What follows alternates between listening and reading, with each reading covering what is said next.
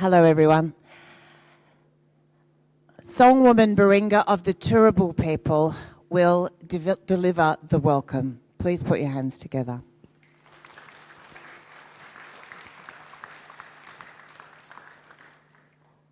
Balamdika gunda numbula Balamdika gunda numbula yanina yango gundai yango Balamdika gunda numbula Balamdika gunda numbula Bulkari Maramba Mianjanu. That's sending good energy from where we're all gathered here today in Mianjin, Brisbane. My name is Baringa and I'm a songwoman of the Turrbal people. And before I tell you a bit more about our songs and about myself, I'm always keen to understand who's in the space with me. So can you give me a woo if you're from Brisbane or you grew up here? Woo! Hello, okay. And sorry to group this next group like this, but anyone from Queensland but not Brisbane? Yeah, I love it. Okay, nice. Anyone travel from interstate? I know brother down here. Yeah, okay. Anyone from overseas? Nice. Okay, we've got a good mix. Okay, I've got a question for everyone. I think we're going to be okay with accuracy given the demographic in the room. So it's going to be about speed. Are you ready? Okay, what is the Turrbal word for Brisbane? Yeah, awesome. I've noticed it's improving each and every time we do this. So not that long ago, I asked that question to a school, and I think they had like 800 kids, years 7 to 12, and not a single kid could answer 2 years ago. It was, the response was deafening silence with like tumbleweed blowing across the room. Just awkward, but no, it's amazing. So it is Mianjin. So for those of you who aren't familiar, I'll get everyone to repeat after me. So me. Sorry, pathetic. Let's pick up the energy. Come on, this is exciting stuff. Sustainability, community. Come on, me. And Jin. Much better and practically fluent. Mianjin. So that's our word for Brisbane, and it means place of the blue water lilies. So I mentioned earlier that I'm a songwoman. Now people often ask us, what does it mean to be a songwoman, songman? For us, song is how we connect with one another. It's how we connect with country. It's how we tell our stories. People sometimes ask us, gee, what do you do if you're born into the Turrbal community and you can't sing? Is it game over? You're kicked out of the mob? Thankfully not, otherwise I'd be a goner. I'm no Whitney Houston, but for us it is all about connection. So the song that I was singing as I came in, Balamdigo, is the Brisbane River Dreaming song. So when we sing that, we're taking our time to connect deeply, spiritually with our waterways, and in particular, Maiwa, which is our word for the Brisbane River. Now, the way that we do our welcome to country is as a blessing song. And before I sing the song, I want to take you on a bit of a journey so that people here can connect with it deeper and then connect to country on a deeper level. And to take you on this journey, I'm going to share a story. And I tell this story often when I deliver my welcome because it resonates with people and it speaks to, I guess, some of the tensions we're seeing in our nation right now. So last year, I was invited to the Brisbane Club. Do people here know the club? Oh, yes, okay.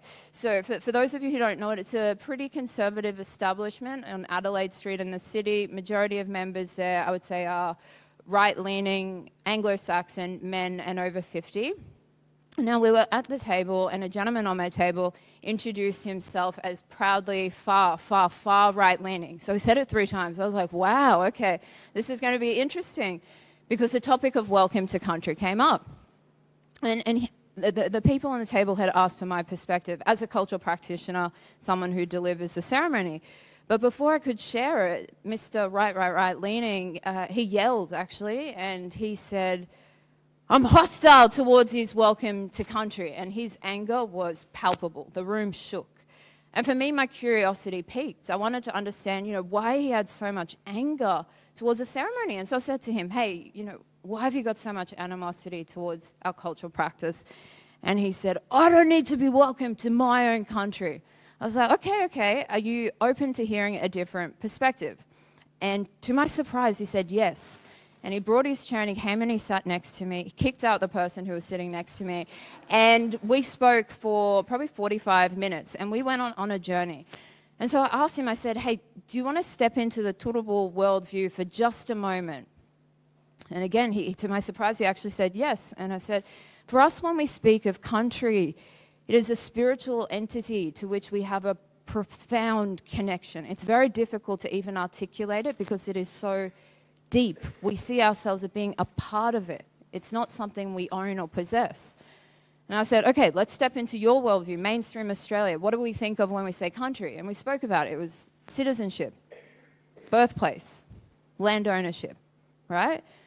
And so within this framework, this worldview, I get it, how some people might find it alienating to be welcomed to their own backyard, a place where he feels he belongs. But I said, okay, come back over into the Turrbal worldview for a moment. When we sing our blessing song, what we are doing is, so as a practitioner, I become a vessel for energy transfer. So simultaneously, I'm connecting with country beneath us, this place that many of us all call home.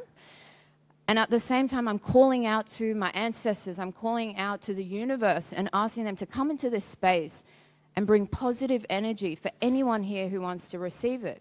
So in our worldview, energy, it's malleable. We believe we can go into higher frequencies through our singing, and we can invite others to come with us. Nowhere in our song are we saying, you're not from here, you need to be welcomed here. It's actually the opposite. It's about saying we believe as human beings we have a connection to this place, and we want to share this with others who are also open to it. And honestly, I believe this practice is innately human. It's been lost in the West in a lot of ways. And we've seen it in our First Nations communities around the world who have this at the forefront, the idea that as humans, we're merely a part of a broader ecosystem. And these ceremonies that we do are about going into that on a deeper level. And so I said this to him, and can you believe what he said at the end? He was like, oh, that doesn't seem so bad. I was like, wow. I was like, just in, 15 minutes of talking, he was like, okay, it doesn't seem so bad. And he actually told someone else later that it was nice to have his views challenged for once. And you see, I didn't approach that to convince him that, you must accept welcome to country. It was just to say, hey, have you ever thought of looking at it from a different worldview, from a different perspective? And he actually invited me to debate all of his conservative mates. And I was like, okay, slow down. We'll say one step at a time. But it was, for me, it was an interesting interaction that has stayed with me because it shows what's possible when we interact with one another trying to understand as opposed to trying to convince one another that one worldview is right or wrong.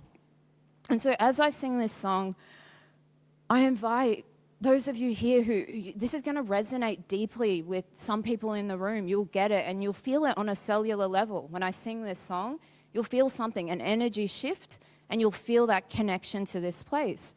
And I cannot wait to share that with you. And I thank you for opening your hearts to receive this energy.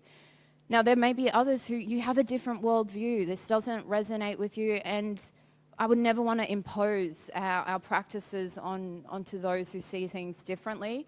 And so as I sing, you can just say in your head, look, I do not receive this energy. And that is your prerogative. It's really important people understand you have the right to accept and to decline.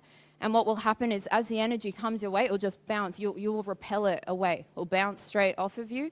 And that is okay. So momentarily, there'll be people in different frequencies in this space, and that is totally okay. I will then finish with a poem that my mum wrote many years ago, and it was for First Nations youth. But I believe the message will resonate with a lot of people here today, especially given your theme, because it speaks to the spirit of this land. It speaks to hope, really, about a better future. But I have to translate a couple of the lines in there. There's gammon. Do people here know gammon? It's blackfella slang for just joking. Or in this poem, it means not legit. So just gammon means not legit. And then charging, which is drinking alcohol heavily. The Aboriginal flag as I'm sure people know, it's the yellow sun on the black and red, and our Torres Strait Islander flag is the white 5-point star with the dari, the traditional headpiece, on the green, black, and blue. It will all make sense when I share the poem. But I'll now sing the blessing song, and like I said, this is an invitation, and it's beautiful for us to connect to country on a deeper level together, but I also respect every single person in this room who chooses to decline. You have a choice. You have a choice. As I sing, I close my eyes. It helps me to ground in energetically, and you're welcome to do the same if you wish.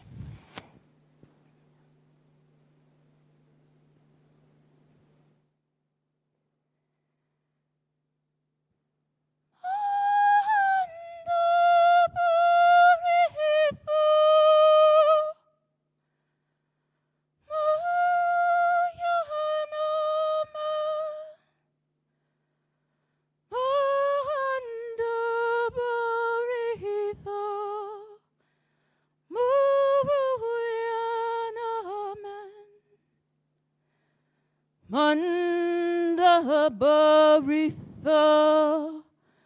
Muruyana Man Manda Baritha Muruyana Man Pithagariotha Kavaigaribuja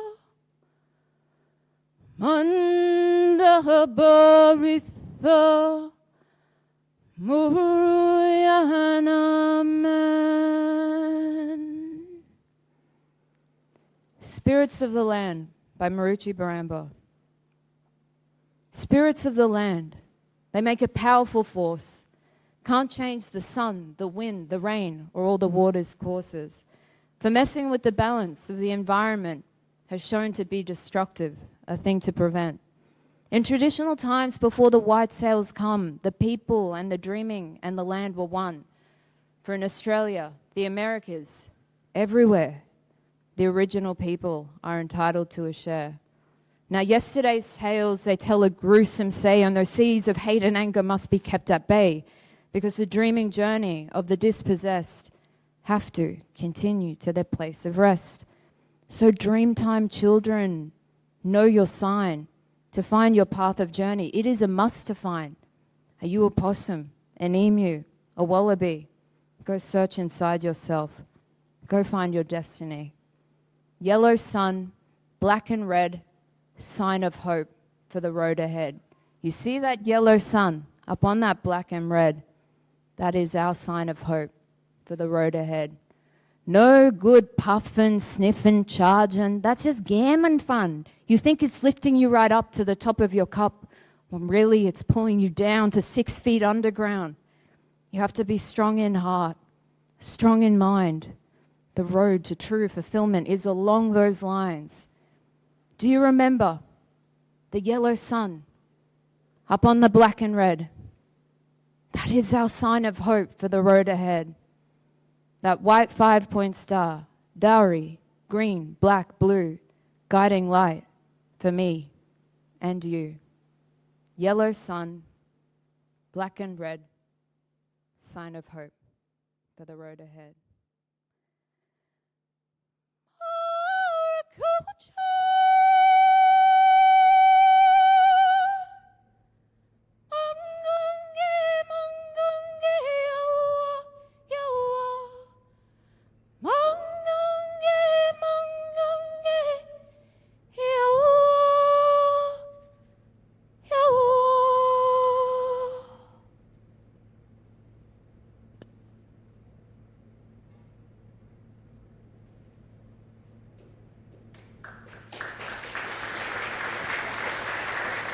Thank you.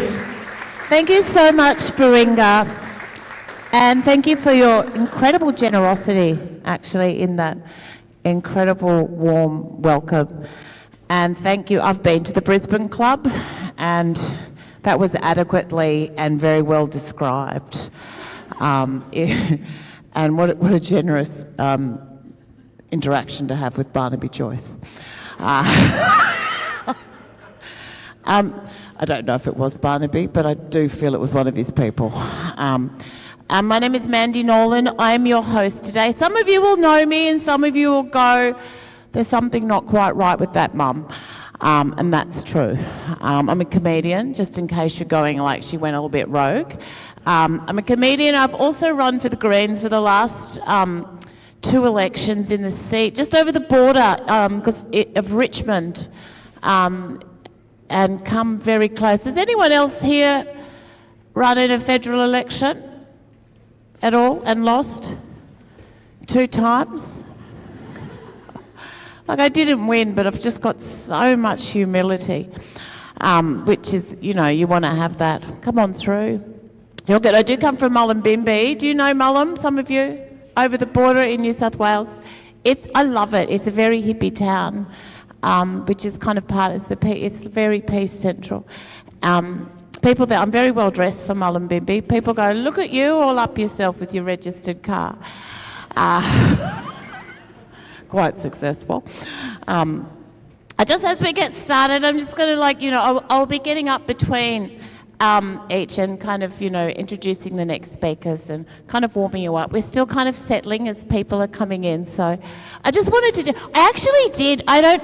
it's quite a big thing when you run for a political seat, and not a usual, changing politics and talking climate is about changing the kind of people that you have sitting in Parliament, and you probably couldn't have got anyone more different than me, because I don't have filters and I'm a little bit dangerous probably to anyone who's in a party where I'm in it.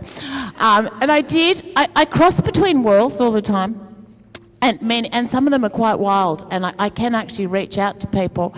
And someone asked that wouldn't usually be listening to someone who had my kind of politics of system disruption, of climate justice, of social action. I was in front of this quite wild crowd, and someone said, someone yelled, why are you doing this? Why would I, because people were often very upset I was running for the Greens. Why wouldn't I run for Pauline Hanson's One Nation? Someone asked me once, and I went, well, there's only room for one Pauline. And I said, look, honestly, I'm only doing this to have sex with Barnaby Joyce. Right, as a shock, right, and people laughed. And the next day I get it's a joke, clearly.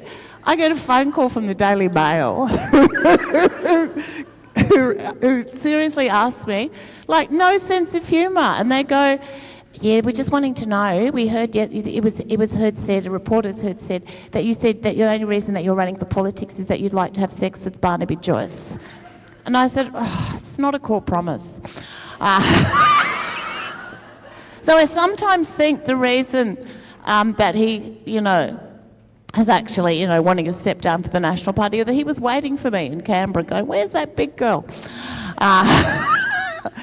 Anyway, there you go for that. I did have, and all of that, I want to tell you a little story, because when you're going up against the biggest climate monsters in a winnable seat in this country, I couldn't believe what I had thrown at me. It's an eye-opener, the dark forces of where the fossil fuel industry will go to and how deep their pockets are. And I didn't think I would be feeling it where I am, but can you imagine? So through third-party groups, which I won't go into exactly which one it was, but there was a lot of money that was invested trolling into my background. Can you imagine? Comedian, 40 years. There's heaps of stuff that I've said. So they pulled something out from 2011. I'll tell you what it is, because it was repurposed. Because one of the things that happens when you're in a climate conversation is that you will be held accountable for everything that you've said. You will be, when you actually kind of step forward, and it won't always be represented in the spirit of how you said it, and you will not have a chance sometimes to unsay it. Now, I'm a comedian. I'm not an engineer. I'm not a doctor. I'm not a scientist. I'm a mother of 5 kids to 3 different men, so clearly I can work across party lines. Not always effectively, but, I've done a lot of lobbying in my time. So, and I know how to work with, sort of disengaged. Disengaged interests. So this is what, this goes back to 2011. Now, at this point, I had heaps of teenagers, like heaps of my own teenagers, not everyone else's, so they're mainly mine. They just kept turning up. And they were like obsessed with having fun all the time, right? So this is what got dug up by The Australian. It was a blog I'd done in 2011 because I worked for a local newspaper. I was writing about family, very different context then. I was talking about sociopathy, the idea of having fun. And I said something which, in retrospect, I would never say. If I could time travel back to that Mandy, I'd say, don't even say it like that. And I said, you can't have fun all the time. You have to actually sort of engage, with some sort of, mum thing like that. And then I said the thing I wish I'd never had said. I said, Hitler had fun, but he was a sociopath, right? I say that. Talking about teenagers, not talking about anything else. So I get a call from The Australian, and they're that excited. They go, we've got a video of you from 2011 saying Hitler had fun. And that was going to be the headline. Hitler had fun, says Greens candidate. And I went, that's it, all the work you do, it doesn't matter, it's done, because you know you're being sold. And I went, I'm screwed. This was the first time I lost, so it goes on. So anyway, and that's part of that kind of disinformation that happens. I was freaking out, going, I didn't know what to do. And you can't speak to that. Like, it's really, how do you even answer that? Like, no one wants to know what the whole story was. So I was just waiting for it to fall, and I kept looking at my phone, refreshing my news feed, waiting for the story. And it doesn't matter. I know no one reads The Australian because it sits behind a paywall, but eventually, people pay for it to actually kind of, leak out into social media, so it does get out there. So I pick up my phone and I look, and it just says, Shane Warne dies, like Shane Warne dead. And I went, fuck yes. Like, can you believe my luck? Like, I'm a big fan. I went, Warney, really the king of spin, amazing. Like, who would have, like, nothing is going to knock out a news cycle more than Shane Warne dying. And nothing came through. Right, I still didn't make it through that time. But I told that story on Will Anderson's podcast after that election, which I thought it was pretty funny. Like, what's the chances of Shane Warne, knocking out the news story? But this time when I was running, and it was more likely that I could have got through, they dug out that story again. But what was worse than my original statement, that got more traction. And this was in The Australian, which then got amplified by various media. Well, we call them journalists, but they weren't really. They said, this is what she said to Shane Warne dying. Fuck yes. That got amplified. Somehow that was the worst thing it could say. And I went, oh no, this is going to be terrible. I have a look on my news feed waiting for this story to drop, and the second time I'm at it, can't believe it's happened again. I wake my husband up because I look at the news feed and I'm like, John, wake up. You're not going to believe who's dead. I went, it's the Pope. I said, John, wake up. I've killed the Pope. I always knew he was progressive. Anyway, so that was just a funny little kind of anecdote of something that happened, which I felt I could share it with you. And if it leaks out, I'll know we had a mole in there working for The Australian, but I don't think. Is anyone here from The Australian? Not now, not yet, not ever. But it's so exciting to be here, so welcome. This is first day, very exciting. I'm just grabbing my little folder now. So I will keep you having a little laugh along the way and keep it bouncing along. Don't be too frightened. I won't engage in sort of, question asking. You can heckle me if you like, but you won't do well. So I want to honour and introduce, some of our speakers couldn't be here, but that's almost part of something like, an event like this, that being here virtually is almost as good as, because from a climate perspective, you've really done your bit. And I did plant some trees before I drove down, just so you know. I did, actually. You'll have a look on my Facebook. I planted about 3 trees. The people I planted their house didn't want them, but I just said, shut up, I've got to drive. It was for koalas. So tonight we're going to honour and introduce Gunter Pauli. And he's been described as the Steve Jobs of sustainability. That was by the Huffington Post. The Che Guevara of sustainability in Latin America, and compared by Chinese media to the virtuous officer Bao Zheng of the Song dynasty. Is that right? I hope so. Born in Belgium, Gunter has just dedicated his life to reimagining business and society through the blue economy, a framework now adopted by the UN, governments and industries worldwide. A true pioneer of zero emissions and regenerative innovation, his work's inspired over 5 billion euros investment and has created more than 3 million jobs globally. Please join me and all of us in welcoming Gunter Pauli with a special message for AlterCOP. And it's really about why an AlterCOP. Why do we need an alternative COP? Well, I was at COP 1, 2 and 3. Actually, the United Nations University and the Japanese government asked me in 1994 to help prepare for the 1997 Kyoto Protocol. I was asked to design the business models that would lead to zero emissions. I had a privilege because I had constructed and operated and competed successfully on the market with the first ever zero emissions factory, the Ecover factory built in Belgium in 1992.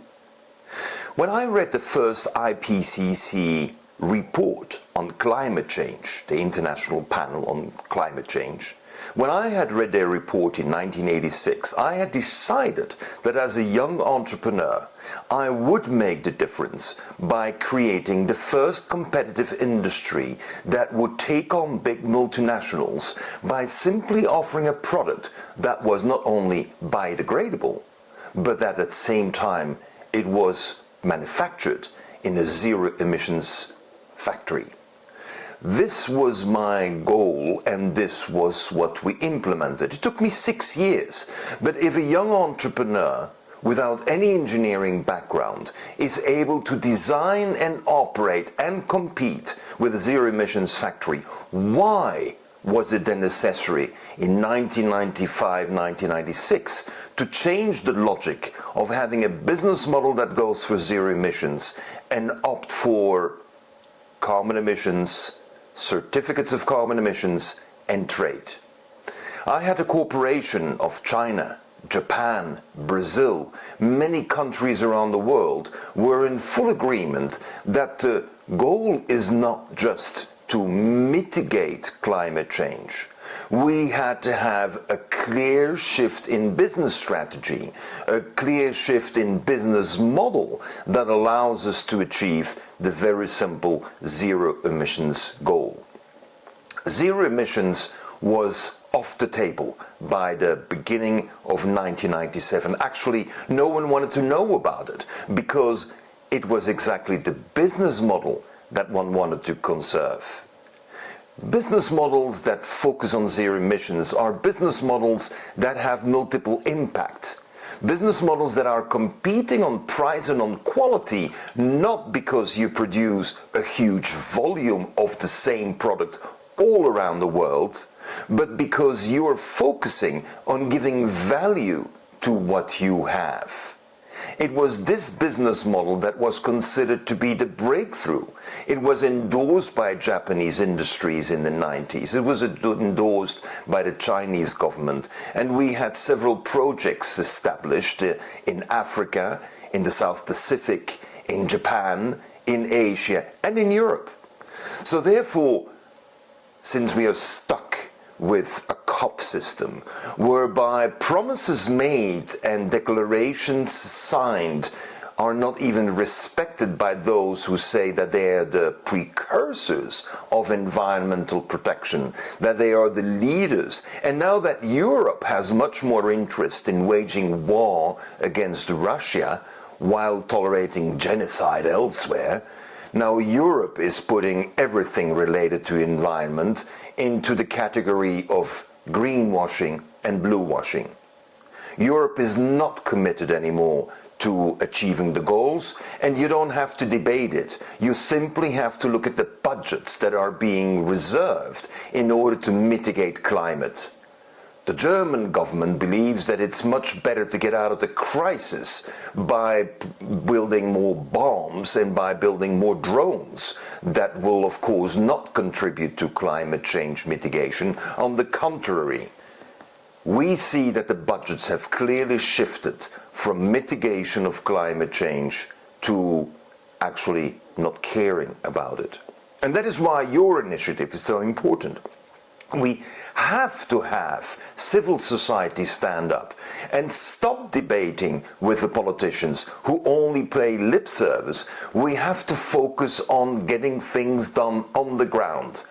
And it is like an acupuncture of the world. It is like thousands and millions of small initiatives will make the big difference, instead of a 2-week conference with heads of state, one after the other, making their promise and their declaration, never to respect even the value of their own words. So move on with the alternative COP, and I wish you success. Next time, I'll be there in person. Thank you.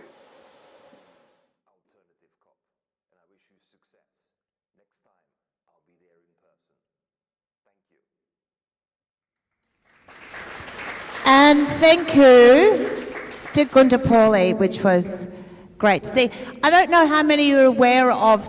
Let's have a guess of one in... Do you know how many fossil fuel lobbyists are currently at the COP in Brazil?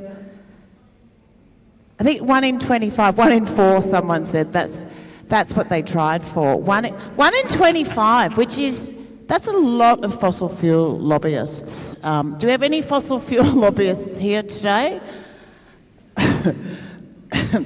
Feel safe. You're in a safe room. You'll be...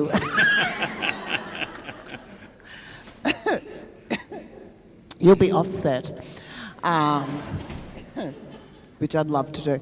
I just think that's extraordinary where conversations that were established to create a global plan of how we get to zero emissions have become co-opted and coerced by the fossil fuel industry.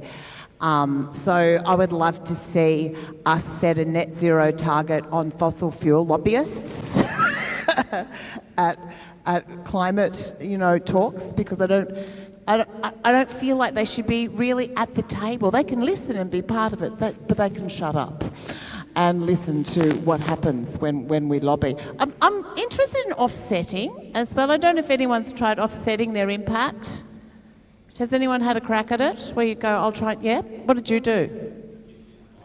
Yeah, use your offsets. Like you do that thing when you go on, you go, I'm flying, and I'm flying all the way to Sydney, and Virgin says, do you want to offset with the $1.35 tree? And I went, I don't believe that's an offset of a $1.35 tree. And I also feel like it's really hard sometimes for us as a civil society to do offsets. Sometimes it's really hard to fit it into your life, and the people who should be offsetting aren't. So I'd like to introduce a wealth offset for the super wealthy, for the billionaires and the trillionaires, where they just have to offset their hideous wealth. Which I think is actually a really good idea. It used to be called tax, but people aren't taxing it anymore, so let's not call it tax. Let's call it a wealth offset. And I think that would be a good idea. Are you in for the wealth offset? Oh, good. Maybe that could be an idea that we could float out there. Just offset your wealth and maybe offset yourself at the same time. No, a little wealth offset, which would be good, which can go back into maybe some of the climate solutions, which we're very, very eager to fund. I recently, and I know there's a little person there, but I have to say, I'm repeating something I said, and I was very careful not to. Will she be okay? We'll cover her ears. I was interviewing Clive Hamilton fairly recently on a panel, and it's really hard to hold hope for the future when you're interviewing Clive about where we're sitting right now. Some of you will know him, and, talking about how our, as human beings, we have impacted the world so much and the earth that we've actually geologically changed this Earth forever, where the rotation has changed. So I asked him in my very simple, straightforward way, and I said, Clive, are we fucked? And he goes, we're fucked, but we're not completely fucked. And that was magical, because in between that statement, in between, there's this tiny slither that we can move between. That is where we are. In between that space, between F and completely not F'd and not completely F'd, that's where we are. That's where we're navigating, that kind of amazing path all the way through. It wasn't exactly scientific language, but it actually got the message across about where we are and the work that we need to do. So we're here today very much about making those big changes. So it's exciting to be here. And I'm going to introduce our first speaker, which is Audrey Barucci. And Audrey, who from People for Nature, of course, who left behind a comfortable and well-paid corporate executive career, sometimes you have to do that if you have values, to dedicate herself to ensuring every Australian understands the complex challenges our society now faces and to inspiring them to be part of the change. A certified environmental practitioner with deep experience across clean tech and scientific communication, Audrey is the co-founder and CEO of People for Nature, the charity that is actually taking on this ambitious task of bringing AlterCOP to Australia. And what a great job that they've done. So please put your hands together for Audrey Barucci.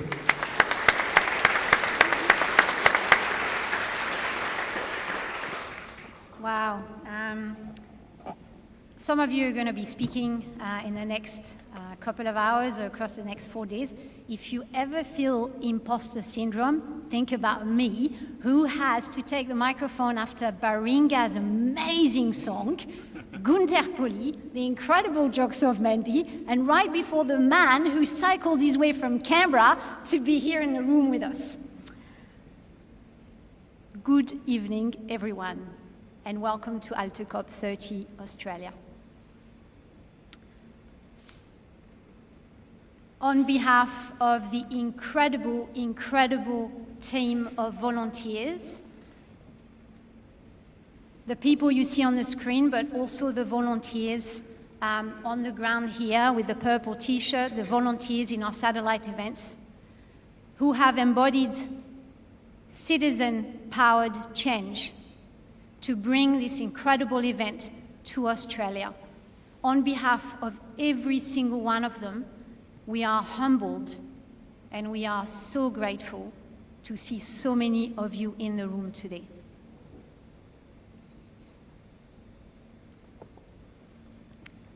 Unlike Gunther Poli, I have only followed the COPs for about 15 years now. When I started, I was still in my fancy corporate career with a very comfortable executive salary. I was working for a decarbonization technology company under the motto, "We solve global challenges." And back then, I strongly believed that the climate crisis could be solved by something else, someone else, somewhere else. In 2015, I celebrated with probably a lot of you here this incredible moment that we call the Paris Agreement. That happened on the 21st, on the COP21, so 21 years after the first COP. And what that actually meant is all the parties, all the countries of the COP agreed that we need to limit the global warming by 1.5 degrees Celsius. We all celebrated. You can see there's the French president here. And it was such an amazing moment. I still remember 2015, 10 years ago. And before I tell you about what's happened and where we're at with that agreement, let's do a little bit of carbon math. There is no direct flight from Brisbane to Belém. There's about 20,000 kilometers from here to there, if you take into account the connections. So most likely you're going to fly from Brisbane to Los Angeles to Sao Paulo to Belém. That's about 30 or 40 hours in a plane to get to COP. And yes, I did get a carbon accountant expert to check my math. That accounts for 6.7 tons of carbon dioxide that will be released into the atmosphere. And that is if you travel economy, because if you're traveling business class, it's probably about 19.4 tons.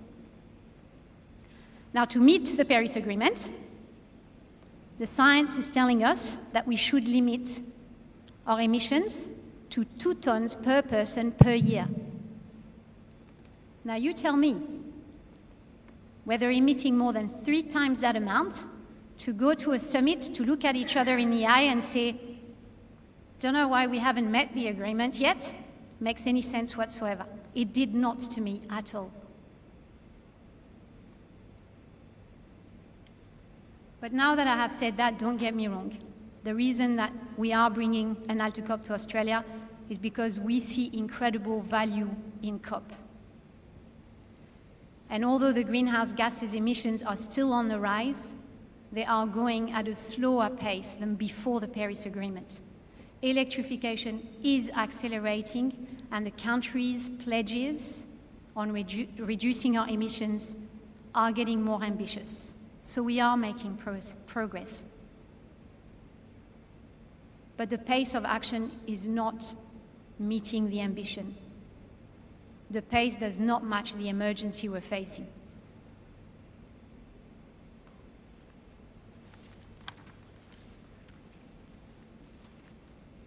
Along the way, something else has happened to COPs as well. They have become a stage for little tweaks and big talks, rather than a stage for the bold and transformative actions that we need to see in our societies and in our economies. But not only that, they've also become stuck in controversy, in corporate lobbying, and sadly, they have become at the mercy of those that we would like to see the status quo hold a little longer. But our raison d'être at AlterCOP, at People for Nature, and in many of the organizations that you are part of, is to break free from those constraints. To break free from the cynicism that we face every single day. 30 years after the first global summit, we wanted a COP that walks the talk or cycles it. I want you to take a moment and look around the room. You are not an audience of AlterCOP. You are a collective of people and advocates that came here because you're united around one powerful conviction, that the COP process is important, but it is just not enough. And personally, I am so tired to hear people, leaders, and corporate decision makers tell me that they're working on solving the world's global challenges, biggest challenges, because today I know that the solutions already exist. And you can have another look around the room. We are not a protest. We are a forum for stubborn optimism and an unwavering thirst for action. I hope that we can make momentum to be the voices of all the actions and all the solutions that are ready to be scaled. And I also hope that we can forge alliances and friendships that are too bold to be institutionalized. And we can share, learn, and empower more people to act. I know I look a lot younger, but I was born in 1983. And since then, the amount of CO2 that we have put in the atmosphere has gone up by 25%. Now, that type of change is okay, but it should have happened in thousands and thousands and thousands of years, not in 40. But I know you all know that. In my lifetime alone, we have decimated more than 70% of the insects on this planet. And yes, I'm a little bit of that weird insect lover, but irrespective of that, insects are the pollinators, they're the recyclers that sustain life on Earth, including our very own and the life of my children.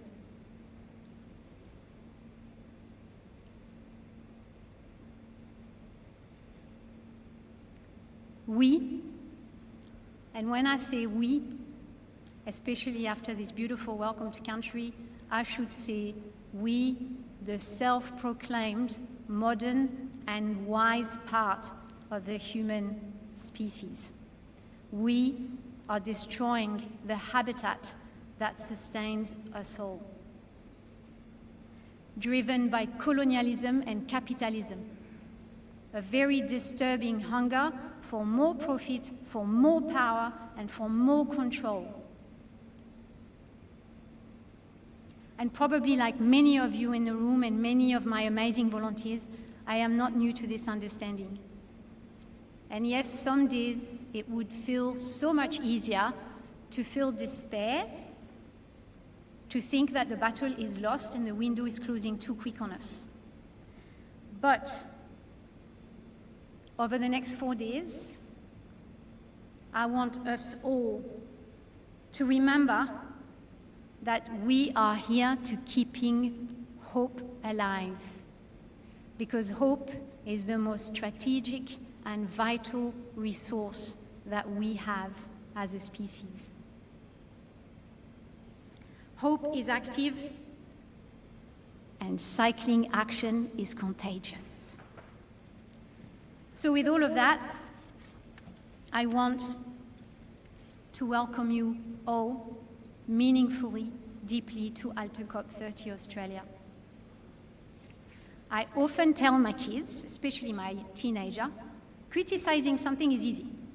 Everyone can do that. But proposing an alternative and together rolling up your sleeves and making it happen, now that is called courage. And with that, I want to thank the co-founders of this global initiative called AlterCOP. We are 12 countries this year to carry an AlterCOP in our countries. The Transmutation Principle and the Matcha Initiative, 2 organizations based in Singapore. And I want to thank their founders, Thibaut and Anne, who have trusted us and our charity, our values, and also our shared belief in active hope. I also want to thank our partners, and especially SAP is our blue partner. SAP is supporting more than one AlterCOP country. I want to thank the Queensland Decarbonisation Hub, our green partner for today, for their support and for making this session a reality. AlterCOP30 Australia, let me tell you, has grown so much bigger than I had originally anticipated when we started this work in February this year. And this is thanks to an amazing, thriving ecosystem of collaboration, of organizations coming together. I counted them. There are 68 organizations that came together this year to bring AlterCOP to Australia. We have 53 different events happening across the country: Queensland, New South Wales, Victoria, online, Tasmania, and I hope we can grow it even bigger next year. It's absolutely amazing. Over the next 4 days, I would like to invite you to connect deeply with the content, to make new friends, to listen, to share, to question, and to take what you learn here back to your families, to your communities, and to your workplaces. Because real change does not happen in faraway global halls of power. It happens here, with all of us, one after the other. We belong to the 12% of humans who live in a liberal democracy. This means that we have the knowledge systems and we have the freedom to drive the change that we want to see. So can we please stop waiting for what happens at COP30 or wonder, oh, what if the US withdrew from the Paris Agreement? Or what about China and their emissions? Because in a dangerously warming world where only 12% live in a democracy, and even some of those democracies are showing signs of weakness, our citizen voices, our citizens' words, and our citizens' choices matter more than ever before. So thank you for being here, and I hope you really enjoy the next 4 days.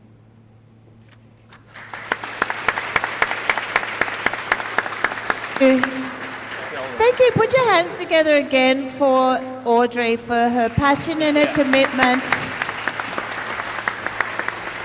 and her belief, and for her fabulous team as well. It takes a lot of people. When you were speaking, I was actually thinking, I'm not sure which COP it was. Who's paid attention to all the COPs? It's funny being in Queensland, talking about wanting a good COP, because this used to be the police state, didn't it, back in the day? Does anyone remember that? I come from Jobialki-Peterson, hello. Yeah, Queensland. I came from Kingaroy, so Jobialki-Peterson, deep police state back in the day. So Queensland's come a long way, hasn't it? Having an AlterCOP, that's very different. I was trying to remember which COP it was when the fabulous Greta Thunberg, do we have Greta fans here? Yes, that's good. And not the one where she gave that amazing speech at 16, which was still, if you ever want to make yourself cry and feel hope again, you just go watch that Greta speech. Do you do that? It was actually kind of beautiful, but I loved it. Was it 2009? It was quite a little bit after that, when she was a little older and a little bit more cynical, where she'd lost the belief that those people in the room were the people who were going to affect the change. And when she was asked to comment on what she had heard at the COP, she went, "Zero emissions, blah, blah." It was so fabulously rude and disrespectful, and it just hit a nerve, the blah, blah. And as people in communities that needed to hear what we felt about what we were hearing, and about what we wanted to see in our communities, is that we don't want blah, blah, we want action.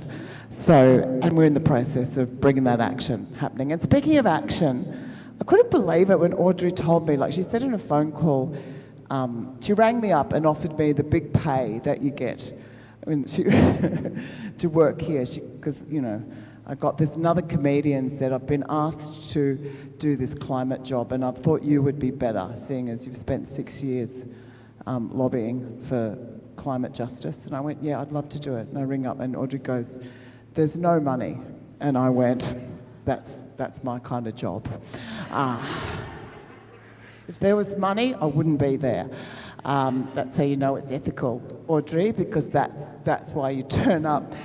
And look, I thought I was being quiet there. I went, oh, look at me doing it for no money.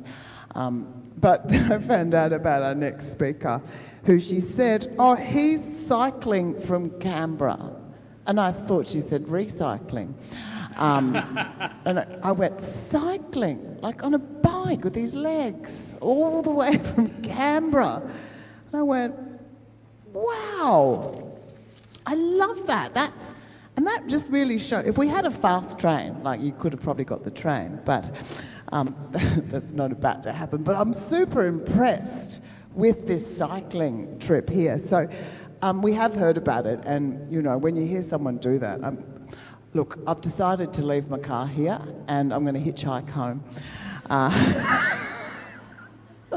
on the back of Greg's bike. Gregory Andrews embodies Hope is Active, which is part of the spirit of AlterCOP, and is a Dharawal man, a climate advocate and a former Australian ambassador. He served as Australia's first threatened species commissioner and has held senior roles in climate negotiation, biodiversity conservation and First Nations engagement. In 2023, he undertook a climate hunger strike, and the following year rode 4,500 kilometres across Australia on an e-bike. Thank goodness it was an e-bike, because I was going to say that would be exhausting, to spark a conversation about renewable energy and climate justice. Through his work with Lyrebird Dreaming, Gregory's helping embed Aboriginal cultural knowledge in climate and biodiversity solutions, tackling the climate crisis with both urgency and hope. I'm so excited to introduce and to meet the man who puts his legs on the line when it comes to actually living his ethics. Please put your hands together for Gregory Andrews.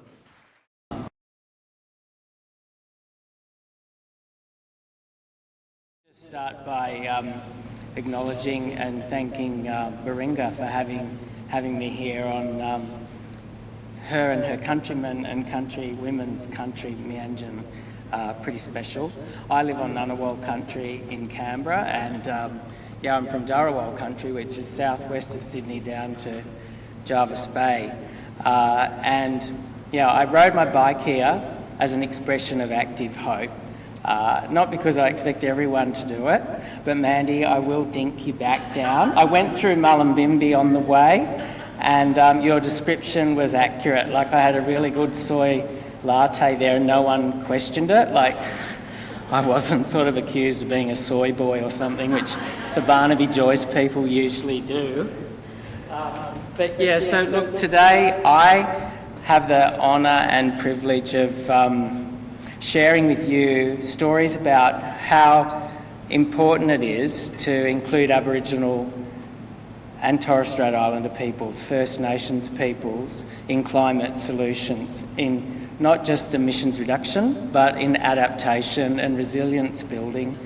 And that's important, not just because it's the right thing to do, but the benefits that Australia can get from including Aboriginal people in climate solutions belong to everyone. So of course it's good for us as Aboriginal people, but every Australian can benefit from the 60,000 years of knowledge that we hold in our DNA and has been passed on in looking after this place. I'm going to share that. I want to share why it's so important, and finish with some, just a nice way to finish. But before I do that, I also thought I'd just share a few stories of my journey, because I rode 1,399 kilometres, and thank you. And I cheated though. I got to the Surfers Paradise, and sorry, Byron actually lives around there. Byron and I used to work together. I was his boss. But it's not really my kind of place, Byron Bay. There's a bit too... No, sorry, surface. There's too much cement and, too many convertible Mercedes Benz. And there was a big storm coming. So I ended up, sort of fanging it. I'd left Lismore that morning, and I went through sort of...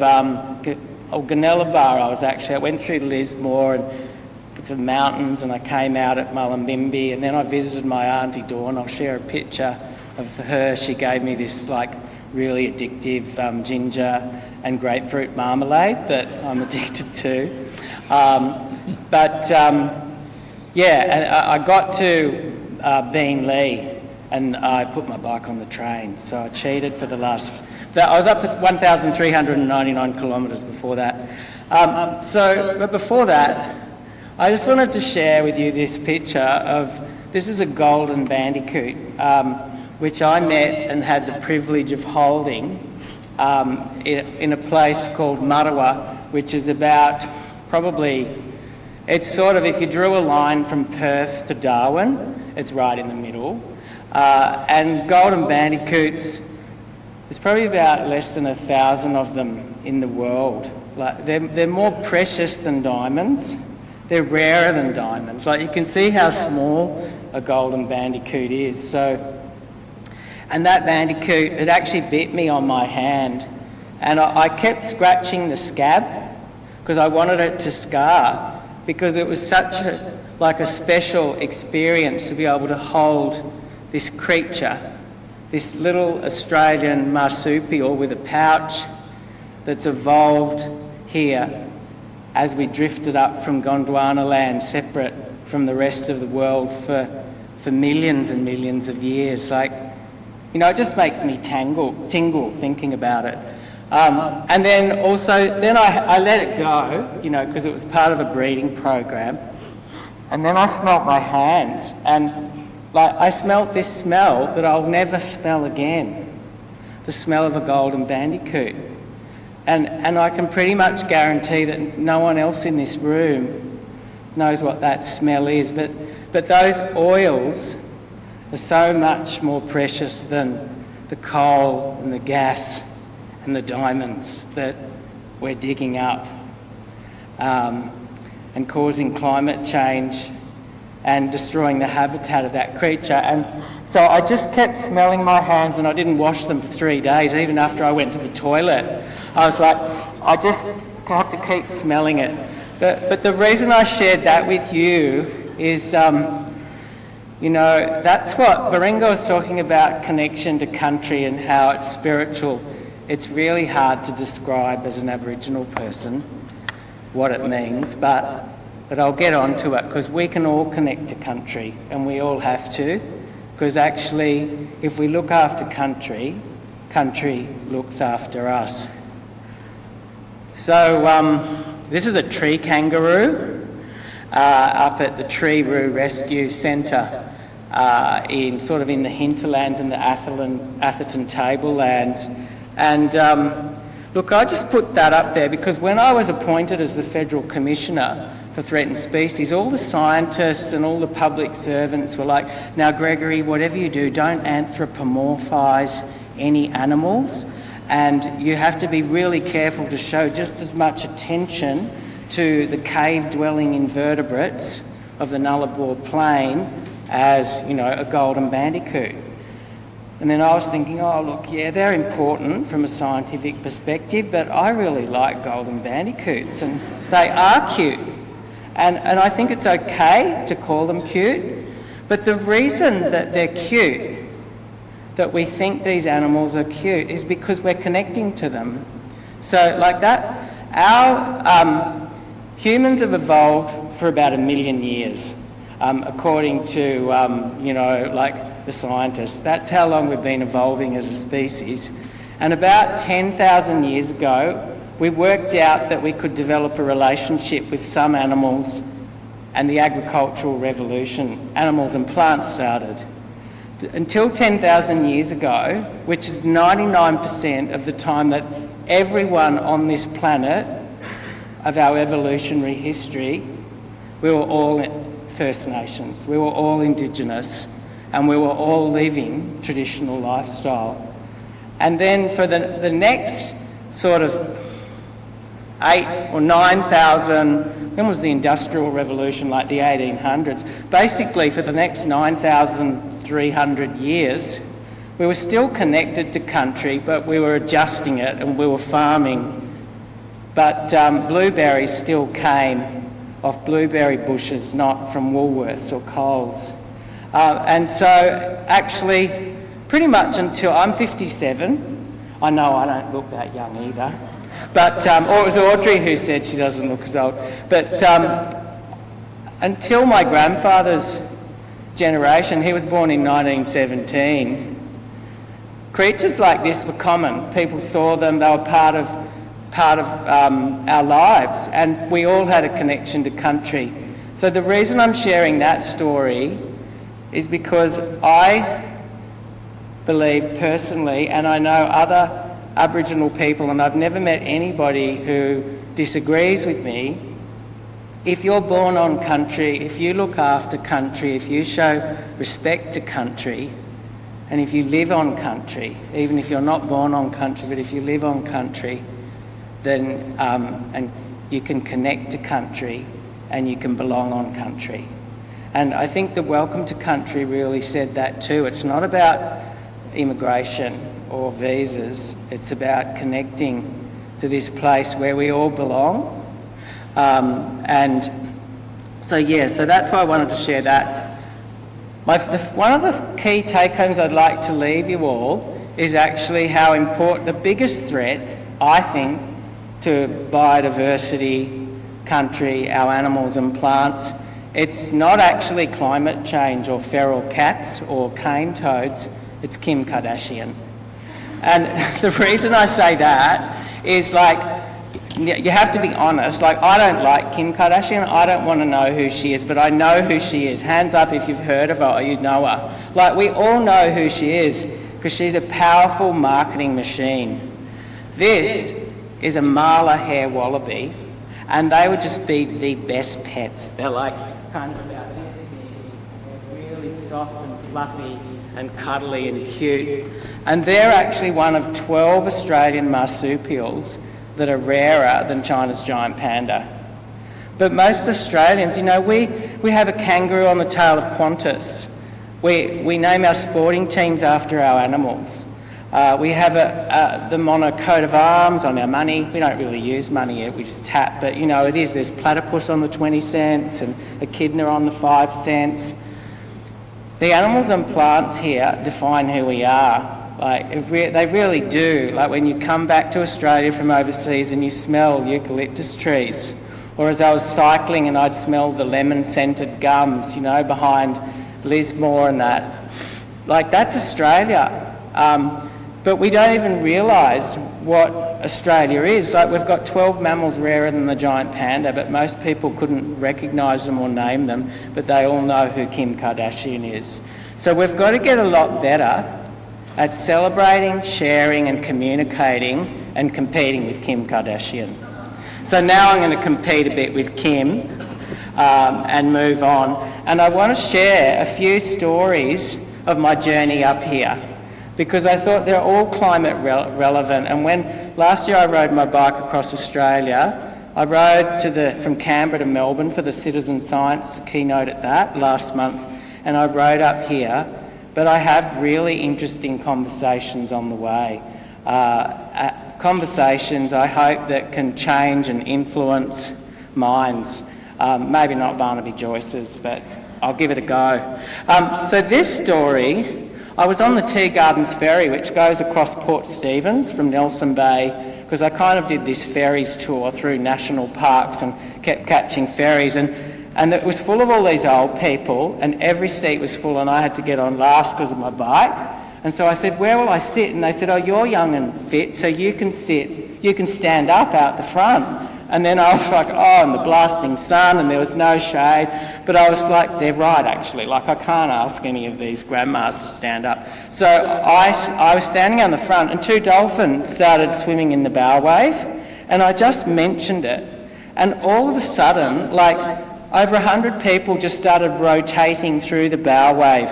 And like the lady in that white dress there, she kept turning around saying, oh, how wonderful, isn't this wonderful? Come and have a look. And everyone, they would have been Liberal, Labor, Green, Independent, Sea Changers. They were every demographic, but mostly elderly people.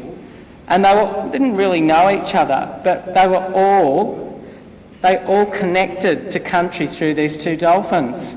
And the dolphins were swimming and they were looking at us, and the dolphins were connecting with us as well. But it just it reaffirmed to me how important, like, the joy that every person, the joy they got seeing the dolphins.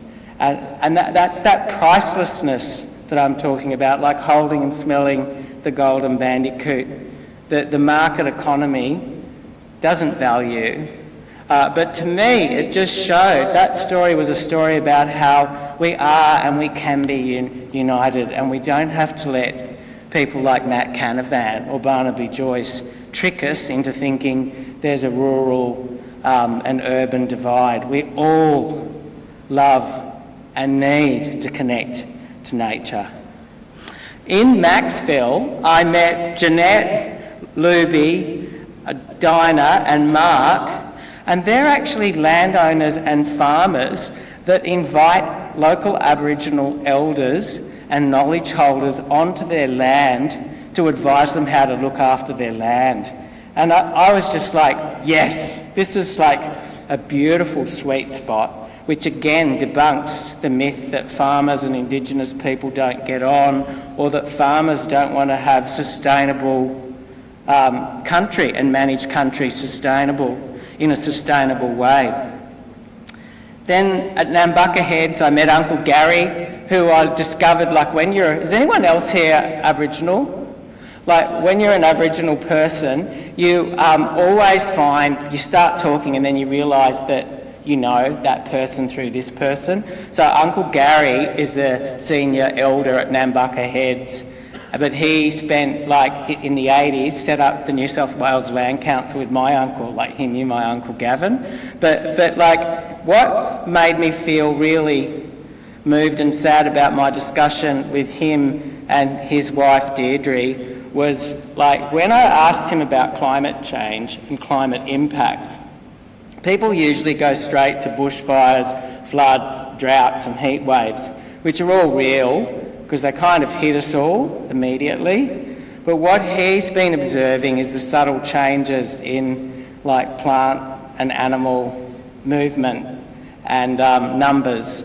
And these subtle changes may not be visible, but because of the interconnected, regardless of whether you think it from an Aboriginal science perspective or not, this is a really big deal.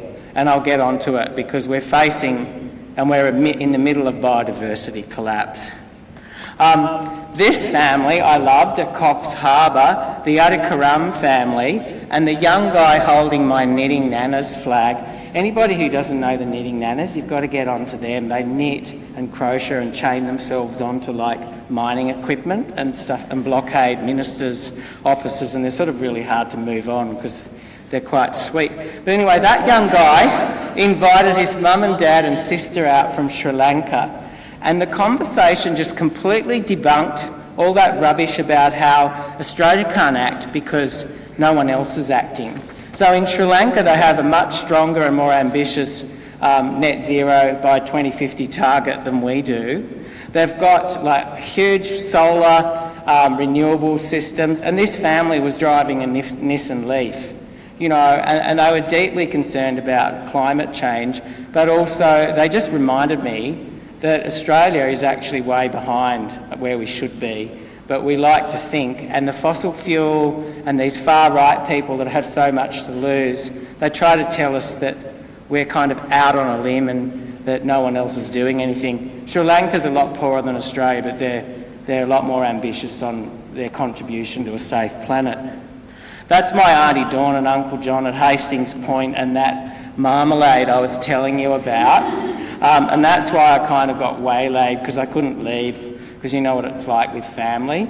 But I just had to put them up there because I love them. And actually this was out behind Mullumbimby, between Mullumbimby and Lismore. I just kept seeing all these signs about how worried the farmers were about fracking. And if you look at that country, it's a bit hard to see because it had to change format, but it's like macadamia. It's really beautiful macadamia, dairy and beef country with lots of remnant rainforest, and then, like, the lava flow hills in the background. Incredible country, but actually, you know, fracking would just ruin it forever. So regardless of whether regardless of the emissions perspective, it just seemed extraordinary, but also, again, so positive that rural people are saying, no, we don't want fracking, because of course they don't, because they want to have sustainable, healthy farms. So that's a few of my stories on the way up, and now I'm going to share with you some stories about why it's important to include Aboriginal people in climate action and adaptation. This is my friend Nolia Napangati Ward, and Nolia is sometimes referred to as one of the Pindaby Nine, or the lost tribe. So she walked out of the desert with her mum and dad in the mid-80s in sort of the Gibson Desert to an Aboriginal community in Northern Territory. And she lived her whole life, and her family had always lived like a traditional lifestyle. She said, we weren't lost, we knew where we were the whole time. But I was in a Toyota Land Cruiser with her driving at about 60 kilometres an hour, And she told me all of a sudden, stop, stop, stop. And like her English isn't very good and my Pindabi isn't good. I speak a bit of Anangal Pitjantjatjara, but enough to get by. And she said, there's two blah, blah, blah, like, and I didn't know what animal it was. They're going that way and it's a husband and wife. Come and I'll show them to you and we'll dig them up. And then like I couldn't even see the tracks, but she saw the tracks and she knew the tracks were fresh enough to follow. Like they weren't yesterday's tracks. And I'm like, how do you know that? And she was explaining, like, because there were no little tiny leaves and also because there were no imprints from dew overnight. She knew those tracks had been made. So we followed the tracks and she dug them up. They're called kawaris. They're another endangered Australian marsupial. They're a carnivorous marsupial. And then she showed them to me, and then actually she looked around to make sure there were no eagles or hawks, and then she wiped the sand out of their eyes before she put them in their burrow, like with love. But that knowledge that Nolia has on looking after country and understanding country, and I just Googled it before because I wanted to read it to you, and it's why I prefer not to talk about traditional ecological knowledge. You might have heard that term. I call it Aboriginal science. And I prefer not to talk about Western science because Australia's, as far as I'm concerned, we're not a Western country. We're an Asia-Pacific multicultural democracy. And it's kind of all those things that make me proud and happy to be here. But anyway, science, according to the Oxford Dictionary, is the systematic study of the structure and behaviour of the physical and natural world through observation, experimentation, and the testing of theories against the evidence obtained. And so science was occurring here for 60,000 years before 1788. And like it was everywhere, so I just would invite you all to consider that. Consider Aboriginal knowledge, not as separate to science, but as science. Because it's only because of this Western mindset that we think that science comes from Europe, and that anything that's about understanding the structure, behaviour of the physical and natural world that isn't like from a university is somehow not science. So actually one of my other friends is Judy West. This photo is taken at the Alice Springs Desert Park, but Judy actually looks after bilbies, and the country she's on, bilbies, there's about 2,000 bilbies left in Australia that aren't behind those big predator-proof fenced areas. And the threats to bilbies are bushfire, like climate change, bushfires, habitat destruction, foxes and feral cats. And if foxes and feral cats, if you can get those numbers down and if you can change fire regimes, bilbies can hold on in the wild. And so what Judy does is she does cultural burning on her country, and the satellite monitoring of her burning and the sort of conventional science data from camera trapping shows that the bilbies on her country are it's the highest and healthiest and most sustainable bilby population in Australia. And there's probably about 2 or 3 white fellas a year who go there. So she's practicing her traditional knowledge and looking after a creature as well as everything else in that ecosystem. She doesn't have a degree, she's using Aboriginal science. So this knowledge, this understanding of country, like Nolia's understanding about the kawaris and how she knew that they were a male and female, and Judy's understanding of the bilbies. This is Kakadu, and this young man here, he is the grandson of like a very old man whose name I won't use because he passed away and for traditional reasons. But I worked like 30 years ago with the Northern Land Council with traditional custodians in Arnhem Land, and one of the jobs we had to do was help the traditional custodians be consulted with this mining company that was finally being made to clean up a uranium mine where they dug up all the uranium for the nuclear bombs that were blown up in the desert in South Australia. It was called the Narbalek mine, which ironically is after an endangered wallaby. But anyway, like the scientists had been going there and doing all that testing, like geologists and nuclear scientists and soil chemistry and ecologists, and to try and get everything back to normal, if you can, after a uranium mine.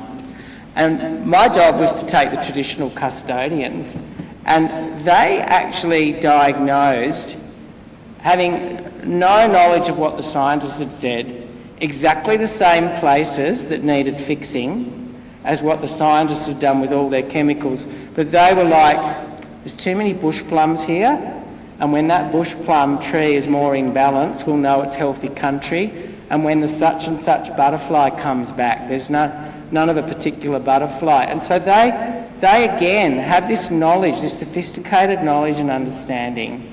And so these are the stories. This is like the knowledge that Australia can use and apply. And so, like for me, on my own country, I've learnt from my elders cultural burning. And I do cultural burning. And a property that I used to own, I don't like saying I own it, because I looked after it, but I legally owned it and put a covenant on it.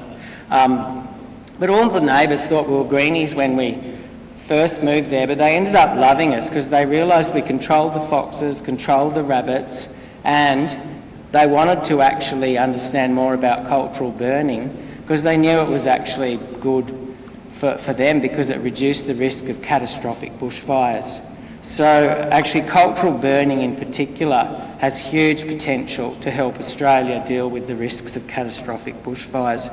I'm probably going a bit too long, but I'll just skip over this.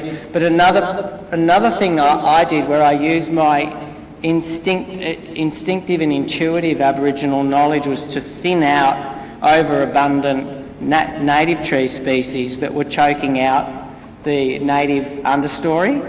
And what I found was that my assessment and my judgment, I tested it against like guidelines from the Biodiversity Conservation Trust, and I chopped out half of what I was allowed to. But I think, again, the story is that like the ecologists had done all this work to show that what I did and what I trusted my Aboriginal knowledge and instinct was right. But actually I was more conservative in my approach. So I think the key thing here is that if there's one take home from all of this, it's the importance of listening. Australia needs to listen to Aboriginal people. And I think Baringa said it so beautifully, like, it's not about like welcome to country or all of those things. It's not about an obligation, it's about an invitation. But the knowledge that Aboriginal Australia has, and when I say that, I also, of course, am including my Torres Strait Island brothers and sisters, so all First Nations. What Australia really needs to do is listen. So why is this important? I'm nearly near the end. How am I going for time? Am I a little bit over time? I'm nearly at the end. There's three reasons I think why this is really important. The first is, I call them the three great unravellings. The first is biodiversity collapse.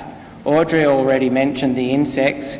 In my lifetime, 70% of all vertebrate terrestrial species, there's been a decline of 70% in vertebrate terrestrial species in my lifetime. So the number of kangaroos, elephants, anything on the land with a backbone, it's only really a third of what it was 50 years ago. That's actually my son looking at the impacts of the Victorian government's native forest logging, which runs at a loss.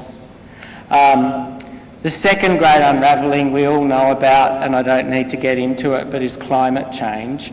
It keeps me up awake at night, and I have to say I am pessimistic, but I have active hope, and I'll get onto that. And then the third great unravelling, which I think this unravelling is the biggest risk to halting the green economy and like renewables revolution and zero emissions progress. And it's threats to social cohesion. And just have a look at what's happening in the United States with a president, threats to social cohesion and science, Aboriginal and mainstream science. A president who stands up at the United Nations and says climate change is a hoax. A president who tells people not to take Panadol if they're pregnant. And any midwife or nurse will tell you that the biggest risk to a child, an unborn child, is actually the mother having a fever, and the safest way to get the fever down is Panadol. But the way that these people are engineering social unrest and social disagreement and trying to divide us. And that's why I rode my bike across Australia, because I wanted to have conversations with farmers, with miners, and that's why my invitation to every one of us who cares deeply about this and realises the urgency is don't write off and cancel the climate change denialists, because we may not be able to change their mind, but there's a big middle ground that we can bring with us, that we need to bring with us. But anger and hate turns people away. And optimism and inclusion and love and listening brings people together. Even like the story that you told, Mandy, about the right-wing person, like they actually left having kind of maybe not changed their mind, but it was a much better outcome than just them calling you a greenie and an idiot and walking off, or you shouting and being angry at them.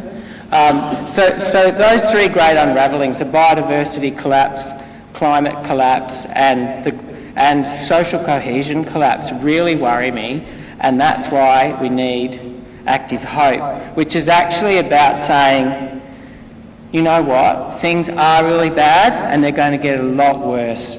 Even if we get all of the commitments under the Paris Agreement implemented, Canberra is still going to be like Saudi Arabia probably in my lifetime, according to the science. And that makes me feel really, really upset. I get ecological grief a lot, but I don't want to be, and I'm glad all of you are here, because we're not standing by as passive witnesses to collapse, and that's what active hope is. So my invitation is to start a revolution.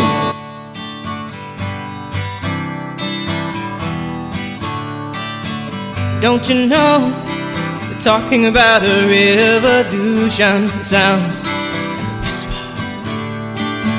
Don't you know, we're talking about a revolution. It sounds like a whisper.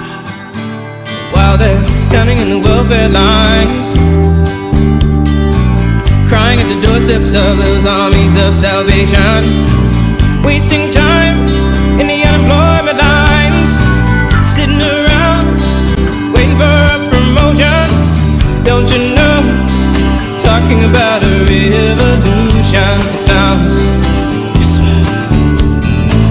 poor people gonna rise up, get their share. Poor people gonna rise up and take what's theirs. Don't you know you better run, run, run, run, run, run, run, run, run, run, run, run.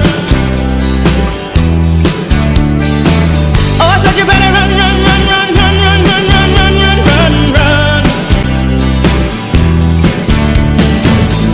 'Cause finally the tables are starting to turn, talking about a revolution. Yes, finally the tables are starting to turn, talking about a revolution. Oh no, talking about a revolution. Oh, while they're standing in the welfare lines, crying at the doorsteps of those armies of salvation, wasting time in the unemployment lines, sitting around waiting for a promotion. Don't you know? Yeah, let's start a revolution of active hope, because we really have no choice.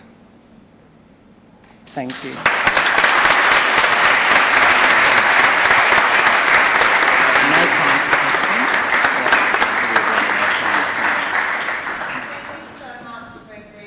Fabulous. Act of Hope. Are you up for it? Act of Hope. And thank you for including that photo of Rosebank, because we're very proud of our knitting nanas. And I think that was traditional owners, farmers, greenies, and nanas all came together, and they kept the frackers out, and that was a great moment to see them locked out. See what you can do when you get people from different sides of the political divide working together. Put your hands together again for Gregory Andrews. Just as those, it's all right, all those chairs are being set up, it's interesting, our relationships with nature, and there's a real colonial kind of view of nature which kind of showed itself. Where I live on Bundjalung country, we have, we don't net our beaches, for instance, because we know that kills so many other creatures, and that sharks are protected species. And occasionally people get eaten by a shark. And I always have this way of reframing it, of going, look, and it's like, if that's, you don't get to be, like, you shouldn't worry about that. It's actually not such a bad thing. Like, occasionally they're kind of the top of, they haven't evolved because they were top of the kind of apex of their evolution.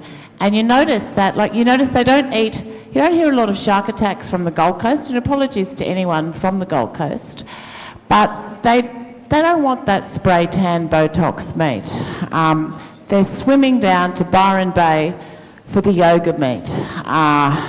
We're like the Wagyu beef of the ocean down there. So you don't be frightened, you just know that you're a healthy choice. And that really helps you make peace with the fact that one day you might be eaten. I don't know, sorry to the people from the Gold Coast, but if you are here from the Gold Coast, you know exactly what I'm talking about. Do you? You're very quiet. You're talking about me. It's all right. Don't think we've got any spray tan Botox here, except me. All right. I don't have any, by the way, just in case you're wondering. You ready? Has he? All right. We're going straight into the panel now. So I'm going to introduce your MC, or your moderator. So we're going to have Dr. Liz Young. Dr. Liz is a research director at the Queensland Decarbonisation Hub at UQ's Centre for Policy Futures, with over 20 years' experience in climate policy, research, decarbonisation, and Liz brings her expertise in connecting government, industry, and communities. Please put your hands together for Liz, Dr. Liz Young. Also on the panel is, and if people don't mind sitting from left to right, that would be good, is Franziska Curran. Franziska is an engineer lecturer at UQ and principal consultant in industrial decarbonisation. She helps high-emission companies map their path to net zero while advancing clean energy solutions across Australia and beyond. Thank you very much and welcome. We have quite a lot of panellists here too. It's about 5 pages. We have also Paul Gleeson. He's the Managing Director of Energy Oricon, with over 27 years' experience leading energy projects and driving decarbonisation. He was named Chief Sustainability Officer in year 2022 for his work supporting the energy transition. Put your hands together for Paul. We have Kirsten Burkhardt, a future leader at Climate 200, helping communities campaign for climate action. She's passionate about designing sustainable, people-centred cities and empowering the next generation to shape our climate future. Please put your hands together for Kirsten. We have Moira Williams, the founder and Queensland organiser of Tipping Point, leading grassroots campaigns to keep fossil fuels in the ground. She mobilises people-powered movements to drive climate justice and hold governments accountable for a renewable, equitable future. Please put your hands together for Moira. Byron Fay. Byron is the Executive Director of Climate 200, supporting candidates committed to climate action, integrity and social justice. A proud Durrunk descendant, Byron has over a decade of experience in climate policy, international negotiations and people-powered campaigns. Please welcome Byron. Jessica Dale is a senior legal counsel at ABT Global and Director of the Food Connect Foundation, a lawyer working at the intersection of climate, social impact and corporate governance. She's advised on renewable energy projects and contributes to pro bono to building resilient food systems. Please put it together for Jessica. We did have Dr. Cleanne Gabrielle, but Dr. Cleanne can't be here today. She's the CEO of Think Zero, and she sends her apologies because she's not well. And last, but by no means least, is Dr. Kim Liu, a GP, Deputy Co-Chair at the RAC GP and Board Member of Doctors for the Environment Australia. She advocates for sustainable, equitable futures, bridging health, climate and community action while inspiring people to value both nature and each other. Please put your hands together. Liz, it is your remarkable job now to have this incredible conversation with these amazing climate activists and people. So off you go.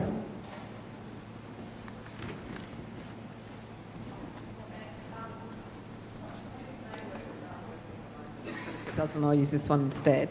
I've been sitting in these chairs, so what I'm going to suggest is that for everybody that's been sitting for the last hour or so, listening to some fantastic inspirational things, if you want to get up and have a little wriggle, just to get some blood flowing to the old buttocks. That was, and some of the people, I can see the ones that have been sitting on the harder chairs. Thank you.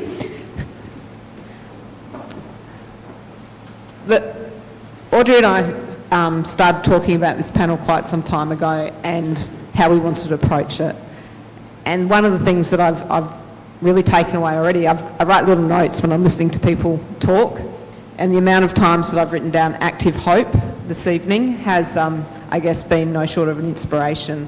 And I think we've already had a number of speakers that have really, I guess, helped us lift our eyes up and above some of the political shenanigans that are currently going on in relation to some of these issues, and really helped us frame what this conversation is about. I personally now have a job which allows me to think about decarbonisation on a daily basis, and sometimes that's good and sometimes that's less good. But one of the things that I think is really important in this conversation is that there's lots of different voices. And so the point of the panel tonight was to listen to people from very different perspectives, bring their story to it. The other thing is that while it would be great if we could get to net zero, there's a really a genuine question there about the sort of society we want to live in that is net zero. So part of this conversation tonight is around what's your plus one? What's that thing that you would like to see that comes with net zero for you personally? And at the end of this session, and I believe that there is Slido going as we speak, and sorry, I'm probably going in the wrong order, but we'll probably put something up on the screen. There we go. So we've got Slido, and could I encourage everybody to take a little photo? And if you're struggling with that, let us know. We don't have those little people wandering around the room with the pictures for you to take the photo of that they do in some of them, so hopefully you're able to get on that. It has two things. One is your questions. We'll go through Slido this evening. The other thing is that there is a little survey which is basically asking you about what your plus one is, and what we would like to do is at the end of the evening create a word cloud about what that vision looks like, so that we've got something a bit lasting to take home with us. That's more than enough from me, so what I'm going to do is I'm hoping I'm not asking the questions tonight. I would like you all, while you're sitting there listening to the first part, to really be thinking of the questions that you would like to ask our great panellists. And I'm going to start by asking each of them to talk a little bit about themselves and why net zero and climate action is important to them, and also just to reflect briefly on what that plus one is for them. So I will start, and we'll be going from my left to right, which is kind of like your right to left for the panellists. So off we go. I was really worried when the pictures came up that that would be the case and that I would start, but that's okay. Especially, is this working? I'll just hold it better. Is that better? Especially because the last presentation, obviously, Gregory, that was really emotional, and when the video and the music came up, it was deliberate. I was nearly crying, so thank you. But yes, so a bit about me and why I think decarbonisation is important, and my plus one. I guess I'll start by saying, as a kid, when I heard about the hole in the ozone layer, that's what got me. That was the point at which I knew I had to do something that reduced the impact of business and of, I guess, heavy industry. I didn't know that at the time, but as I got into my early career, heavy industry on the environment. So that was really the starting point. So I studied chemical engineering, so I'm an engineer by trade, but have had some really fundamental experiences in international development. And working in international development gave me an appreciation for all the problems and I guess all the solutions that are non-technical and how much we need that and how important it is to not see everything as an engineering problem to be solved as well. So I got really into humanitarian engineering and developed a deeper appreciation for the complex and beautiful diversity of solutions that we have out there that we need to take.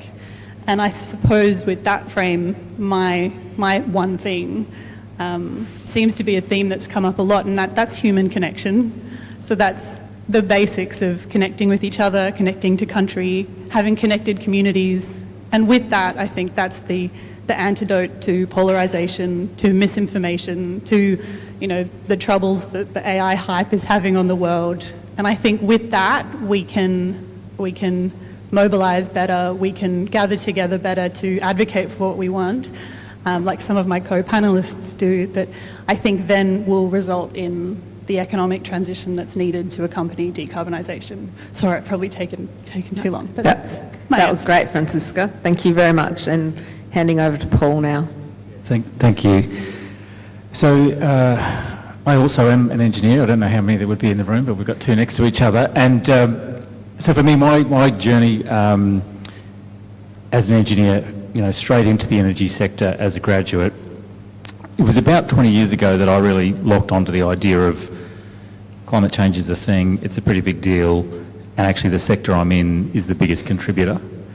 And so it was, about 5 years into my career that I decided I was going to try and swing my whole career towards the, utility scale rollout of renewables. And at the time they were, you'd say, sub-economic. And so that was quite it was an uphill battle for quite a long time there now. And I'll sort of fast forward to where we are today. And my focus is really trying to get people to understand just how deployable that solution is. Like, the biggest thing that we can do globally is change where we get our energy from, and that is predominantly to get it from renewables, and it is predominantly economic to do so. And it's really hard for people who aren't in the sector to realise that in Australia, partly to do with how our media works in this country, and access to facts are really challenging. And so for me, I'm just constantly looking for platforms to let people know, yes, there's a lot to worry about, but the transition is absolutely happening. Like, that is what we're building. We're not building other stuff. We're building renewables and storage and some transmission lines to connect it. That's what's happening. And you'd be forgiven for not realising that if you read the paper. So for me, that's my big focus. And so my plus one is, was the last of Gregory's 3 points. It's the social cohesion, because I see that is now the biggest barrier. I think we've overcome the economics. It's actually to understand that most people actually want this transition. Most people actually do. But most of us don't believe that everyone else does, because we're getting all bombarded by this stuff to think that everyone's against it, when in fact 80+% of Australians across the regions everywhere are for it. Thanks, Paul. Kirsten. I was going to introduce myself as like the token young person, but I didn't want to squash the youthful souls on the panel, so I'm introducing myself as the least qualified person here, but very passionate, so I'm very excited to be here. I'm a future leader at Climate 200, and I'm also a philosophy student at the University of Queensland. And sort of, I was thinking during Gregory's talk about what sort of ignited my passion in terms of climate, and I think I really connected with the story of joy and beauty that sort of the natural world we have here in Australia. I grew up on the lands of the Nuanina people in Lutruwita, Tasmania, and I was very lucky to live in a very rich and beautiful, cool temperate rainforest, and it was just the most beautiful place in the world to me. It was very exciting as a child to be able to explore that. And then moving to a big city, I was like, a lot of people don't have the privilege to connect with country like I did when I was a child. Our cities are beautiful in a lot of ways, but there's also a lot of life that's sort of sucked out of it by the concrete and that kind of thing. So something I'm very passionate about is bringing beauty back into the world by thinking about how we sort of design the way we live. So I guess my +1 is to do with, reinstating the kind of beauty of the natural world in our everyday lives, I guess. Thanks, Kirsten. Moira. So my name's Moira. I grew up in Sydney, and I kind of came to this movement in 2007 when there was a rise of the climate movement to get rid of the climate-denying Howard government, and there was a huge climate. I was one of 300, I think, climate groups across the country then. So I've started with my local climate action group, Climate Action Newtown, and for the last sort of, whatever that is, 15, 20 years, been working in grassroots spaces to keep coal and gas in the ground. I think we've had a very hard couple of years in terms of stopping coal and gas projects. We've seen the government sign off on the biggest new fossil fuel project here in Queensland. We have more coal projects than any other province on the planet proposed, and we have a premier who wants to dig up every last gram of coal.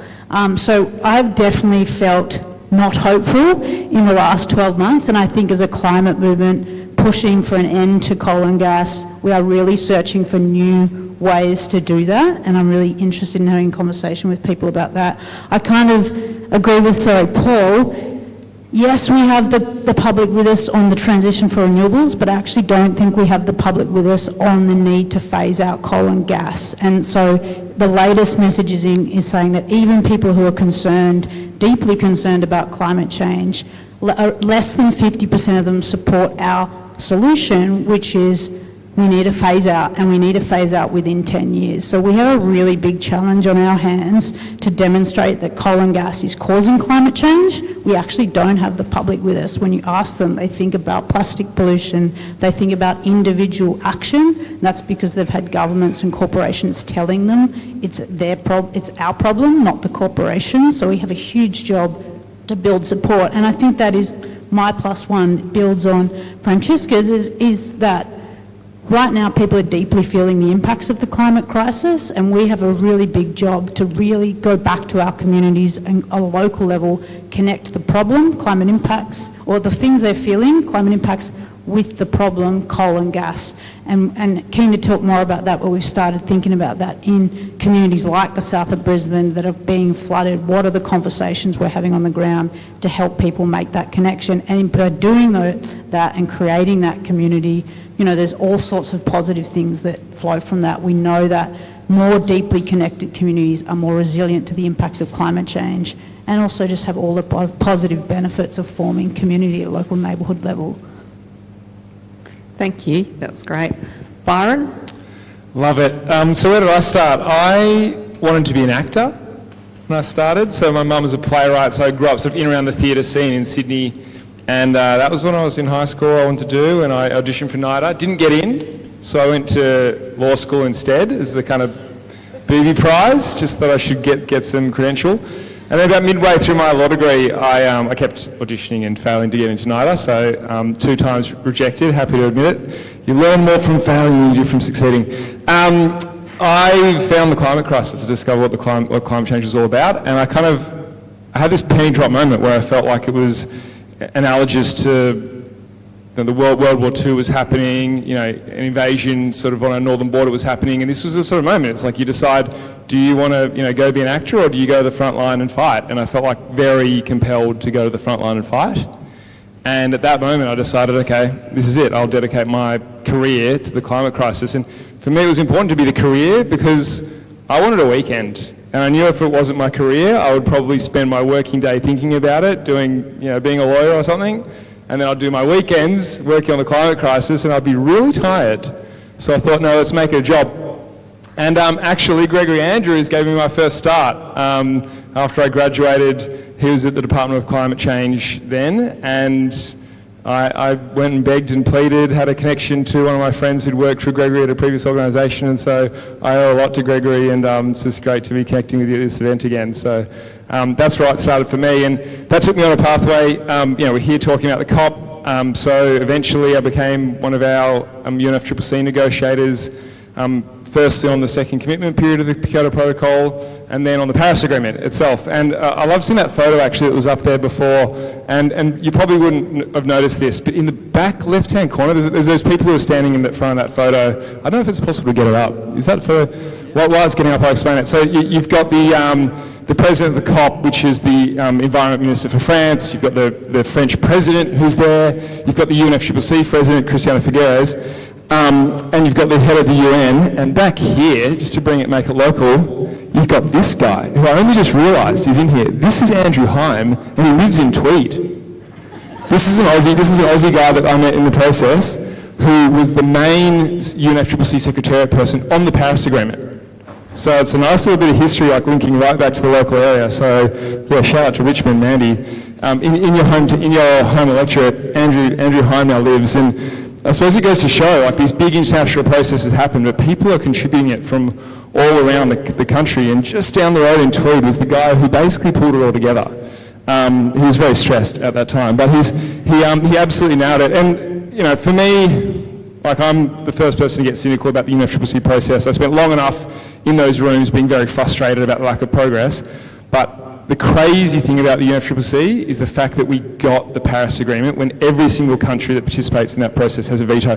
Just ask Australia that's trying to land the COP next year in Adelaide. They can't do it even though basically 199 out of 200 countries agree it should be in Adelaide, but Turkey is holding out. It's a consensus process, so you need every single country to agree. The fact that we've got the Paris Agreement is a modern miracle, and yes, it is flawed, and yes, it has all these problems with it, but the fact we got it is incredible, and it gives us a really strong framework for ratcheting up climate action.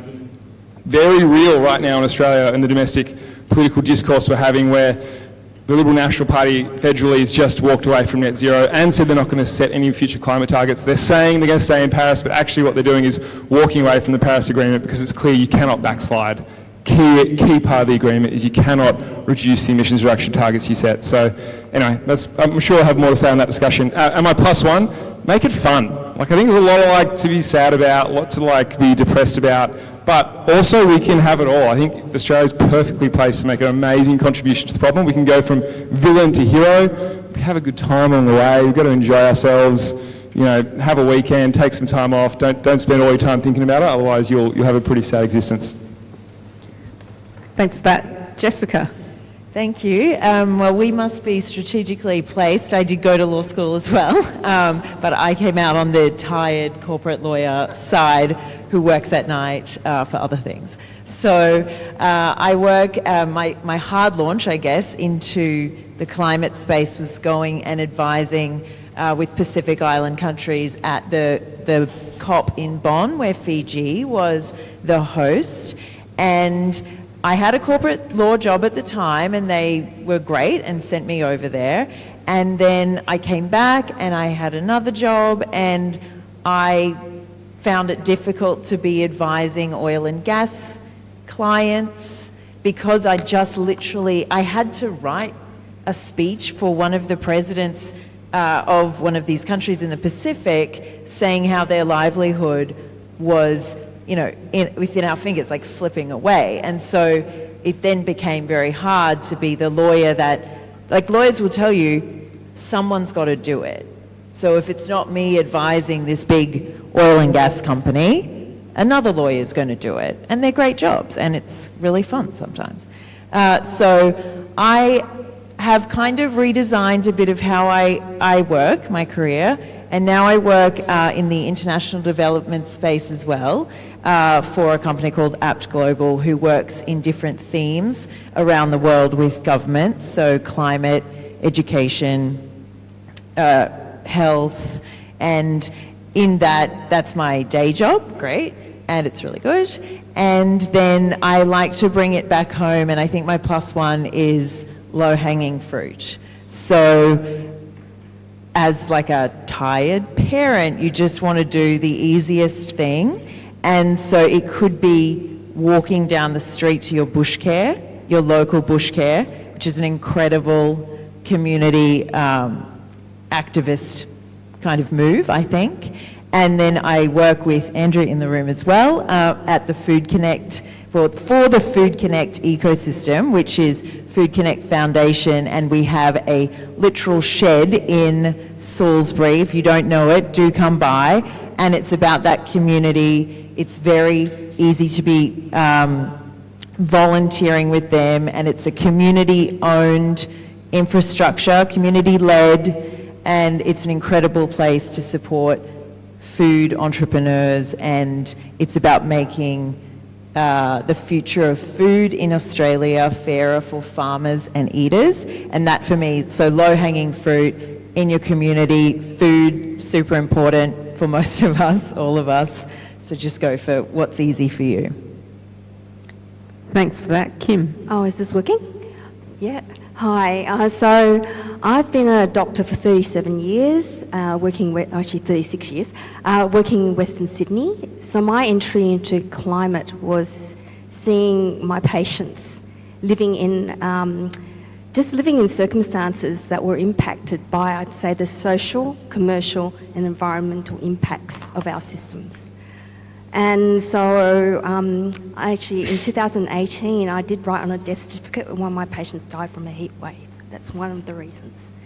And so my entry was seeing the lives of my patients and listening to their stories. And so that's my entry. And so I'm going to talk about Doctors for the Environment.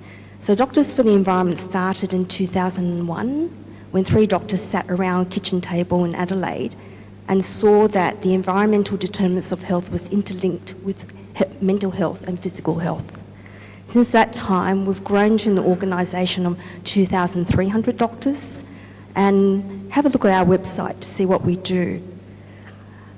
I'm also a member of the AMA and my College of General Practice. And the AMA, Doctors for the Environment, the College of Emergency Medicine declared a climate health emergency in 2019. We know that 5 to 7% of Australia's emissions are from the health sector. General practice is 25% of that. And if we look at, and we spend within Doctors' Environment educating all the other colleges about health and climate change. We're helping integrate impacts of health and climate change within the medical curriculum by putting there's lots of us working, it's not just me, looking at each system in health, because if you look at each system, your heart, your kidneys, your skin, every single system is impacted by climate change and air pollution. So all of this work is going on. We have 52,000 general practitioners in Australia, and we are working within this to educate our doctors. And so the health sector understands the problem, but just not all of the health sector. And I just ran towards net zero for general practice recently, and we had 50 really engaged doctors, 2,000 people came to the conference. So the end point of doing nothing is that we're going to get more people sick and die. And I mean, this is fueling my advocacy for the last really 12 years. And my hope is that the reason I have hope is because I have more doctors and the health sector engaged in this space now. But really, and also my area of advocacy has moved from climate change and health also through social justice. Because working in Western Sydney, I see a lot of disadvantaged people who just don't have the resources to keep safe, who live in energy and food poverty. And if you think about 1 in 6 children still don't have adequate nutrition to keep them healthy. So all these spaces, and when I have a deep think about it, and I do feel sad, but because I'm in the advocacy space, I'm not sad most of the time. So really, social cohesion is really important. And I've been friends, my current friends, a lot of them didn't understand but understand now. So I've got friends across the spectrum because we need to engage the whole community to understand why the transition is needed. So when I talk to people, it's not about emissions because it disengages people. It's sort of something that's more distant.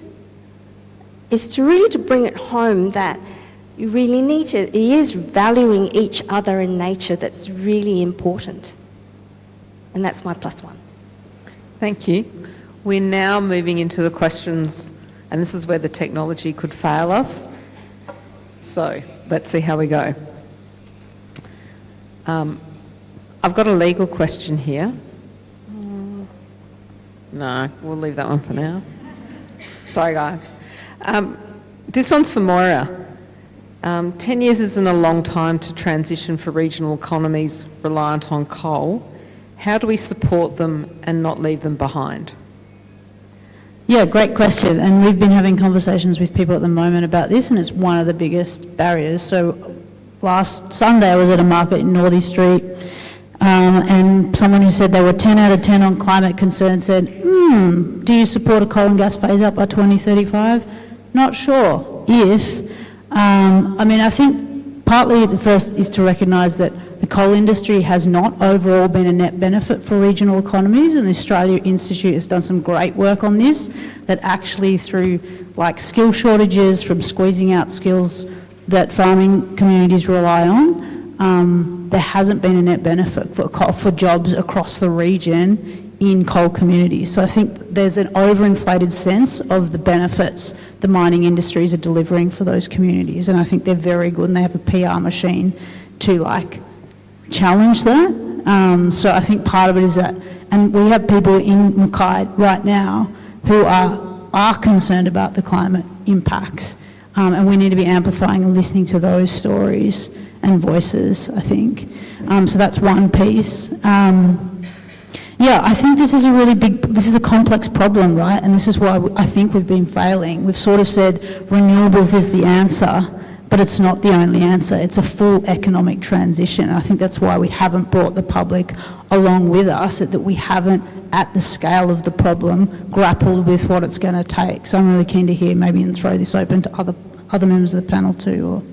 I've got a bit of a follow-up question that is thematically linked that will open it up a little bit, which I think is, how can civil society compete against the deep pockets of political or fossil fuel groups?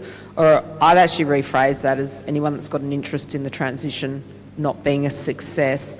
What is the role of civil society in that, and how do you see that unfolding? And happy for you to hand the microphone to anyone that wants to have a go at that. Byron. Love it. It's getting in the fight, and I know the civil society is in the fight, but I think we need to be very shrewd and targeted in how we fight the fight.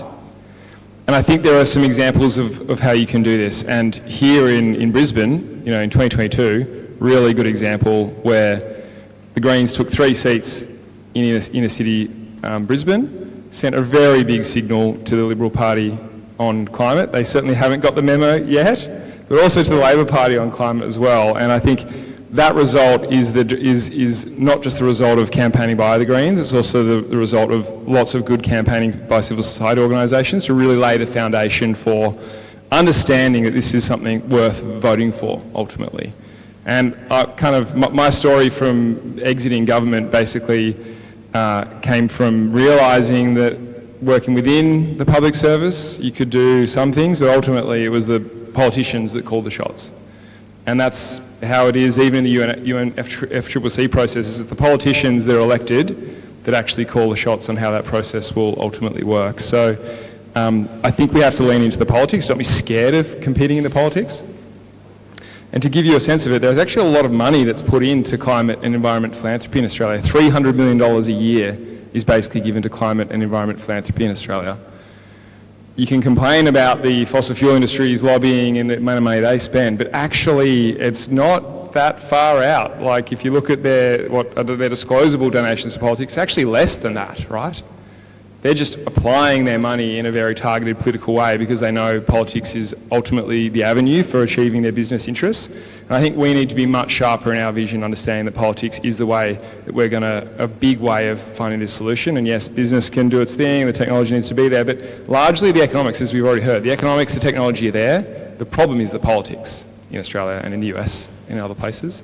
And so I think we really need to focus on the politics. I think civil society plays a really important role in that, if it has that political lens that's laid over the top of it. Now, civil society is often scared about that because if you're a tax-deductible charity, you can't do things that are too overtly political. That's fine. You can still do a lot of priming, a lot of kind of laying the foundations for good political change. And so I think we need to get sharper in what we do. And as Climate 200, we're an organisation that supports independents committed to climate action, and we help them get elected to Parliament. That's the play that we make. But civil society plays a really important role in making sure people care enough to want to vote in someone who's got a different position on climate. Does anyone else want to add to that on the panel? Paul? Yeah, and I think in addition to that, and that's obviously one of the biggest levers is politics, but it's also looking at sort of the hierarchy of impact. And I was talking before about like the urgency of transitioning our energy systems globally. Yes, we've got a whole lot of other sustainability things to hit and a whole lot of other things to decarb, but that's the thing that we can do right now. And so creating the pressure, to accelerate that transition, a lot of that we can do through politics, but you can also do it through creating the demand as well. And so as individuals, most people have to buy their electricity from somewhere. So, helping the people in your life understand that they can actually say to their retailer, I want to get 100% renewable electrons, not green ones, because if you say green ones, they'll probably just buy some really cheap offsets, which may or may not do anything. Say, I actually want my stuff 100% matched to renewable energy, right? So it sounds like a small thing, but the more you help your uncle or your auntie or your neighbour to figure out those sorts of requests are going to cost you very, very little in terms of the difference in your retail supply agreement. That's the thing. Another thing you can do is look at, what options have you ticked on where your superannuation sits, right? So that's money that most people don't think about, particularly when you're younger. But those messages actually get through, right? So the institutional investors, the superannuation funds, the more people that want their money aligned to these sorts of issues like the transition, the more that then plays out on the listed companies that own the fossil fuel assets, etc. So you can create the push and the pull if you take the time to think about that, and it's about helping enough people understand how they could make those choices. Thanks, Paul. Anyone else got anything that they want to add to that? Just to throw back to something I think Moira said about listening to communities as well. There's a fantastic organisation I want to shout out to called The Next Economy that launched a report a couple of weeks ago called The Economy We Could Have. And it's all about, or for me, it was all about reimagining or helping rural communities imagine what they want beyond the transition or through the transition, and paints this really rich picture of a different economy and a beautiful world. And you see that people living in coal mining affected towns or in heavy oil and gas or heavy industrial hubs can imagine a better future and can transition to.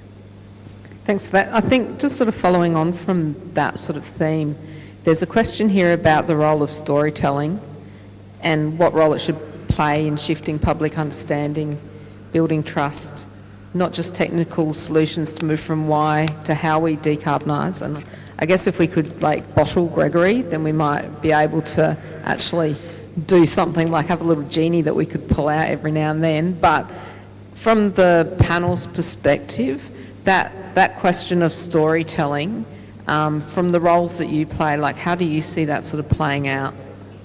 Ooh, can I answer this one? So I've been going backwards and forwards to Canberra really for the last 13 years. And also I know pretty much all the politicians in Western Sydney and at all three levels of government. And I keep repeating to them, heat kills. Heat waves kill because heat wasn't considered a natural disaster, so I got no disaster funding. So now I'm in the Greater Sydney Heat Task Force. So all the repetition from all the advocates in all areas, we now have funding in the Greater Sydney Heat Task Force from all levels of government. So repetition from all areas. And so, it also involves all the utilities, the police, AMBOs, and the local health districts and general, also what we call PHNs, who engage general practitioners. And so this is a big advocacy piece, and all is a task force, so all of us have tasks. And the world looks upon Western Sydney and Western Sydney Regional Council, which is a group of councils within this group, to look at heatwave management and this task force. And advocacy has worked in that area, and it's just that a lot of people haven't connected dots between fossil fuels and the rising heat waves. But at least money is going towards advocacy in this very big advocacy group that the government is funding, to actually try to get legislation into meaningful stuff done for heatwave adaptation. And black roofs are now done. There's no black roofs now for new builds in New South Wales, which is like 40 years of advocacy from various groups. So storytelling is really important, because every time I saw anyone, I told them about my patients who were just living. And if you think about it, heat waves make the whole population less fit. If you're poor and the built spaces aren't safe outside, you stay inside your house. And so even that changes people's minds. Yeah? Thanks for that. I want to pivot to what the stories the young folks might be wanting. So Kirsten is our young folk on the panel. What do you think in terms of the storytelling question, or what are your thoughts on that? Yeah, I think it's hard because young people, there's this stereotype of young people being like a very shut-off, apathetic generation, and so the storytelling angle, I think, is really crucial there, right? Because it's getting through the apathy. But it's a practical kind of storytelling, because it's about, why is it that young people are apathetic? Well, it's because they don't have time or resources or anything, in this day and age to think about something like as huge as climate change, right? Like I know people who, work multiple jobs alongside uni, and then they're thinking about their HECSTED and their futures, and, I'm never going to buy a house. So, it's hard. And as a very passionate young person, I try and talk to my friends about it. Sometimes I catch myself going, climate change, it's so significant and big, and it just, it's no surprise that it kind of, they shut off a bit, because, God, how could I think about the whole world when I don't even have, the basic things that I need to live my own sort of life? Makes it sound a bit individualistic, right? But it's sort of like a self-preservation piece. But I think that's why, I think something you said before, Kim, was about making it very tangible. And I think, that's why I sort of love the work that I get to do at Climate 200, which is being it tangible, making it about community building, and making it about what does your local area get from addressing these problems. I spent a little bit of time recently in somewhere that was quite affected by coal mining, and just the very visible impact on people's health and well-being that living in an area like that has, the air quality, all that kind of thing. Bring it back down to that, even for young people, gives them a bit of hope of I can change this in my community and then make a difference in some way.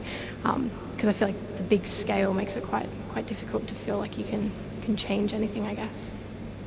Thanks for that. Anyone else got any further thoughts? I'm going to shift a little bit, and Jessica, I'm throwing this one to you. No, we're going to get onto the hard legal questions later, just saving them up for last. This is a much nicer question. What genuinely gives you hope? Thank you. Thanks, Liz. I hear those people who don't want to talk about hope anymore and actually reject that kind of concept. Active hope is a little bit different from that, I think. And I'm fine with having hope. I see it a lot, and I think it is our lifeblood. As a parent of a young child, and Gregory talked about eco-grief, and trying to parent, like I am not going to cry on stage, but trying to parent an incredible child and knowing that we're talking about years that are you can do the math and she'll be this old, like you have to have hope, right? And then I've got a lot of friends who are new Australians, in a crude use of the term, and they are not like having any intellectual issues with talking about recognising Indigenous rights, and they're coming in and just not having that, wanting to have that intellectual debate about, are you going to take away rights from me? If we talk about a treaty, will I have fewer rights, me, in my backyard? And so there's that kind of acceptance. So people that are choosing to move to Australia are having this different outlook, and our children are coming through the daycares and the school system a little bit different, with a little bit of a different education. So you can kind of see it with these beautiful children and beautiful friends. And then, look, you've just got to find it. Otherwise, how are we putting one step in front of the other? Does anyone else want to speak to the hope? Definitely, yeah. So for me,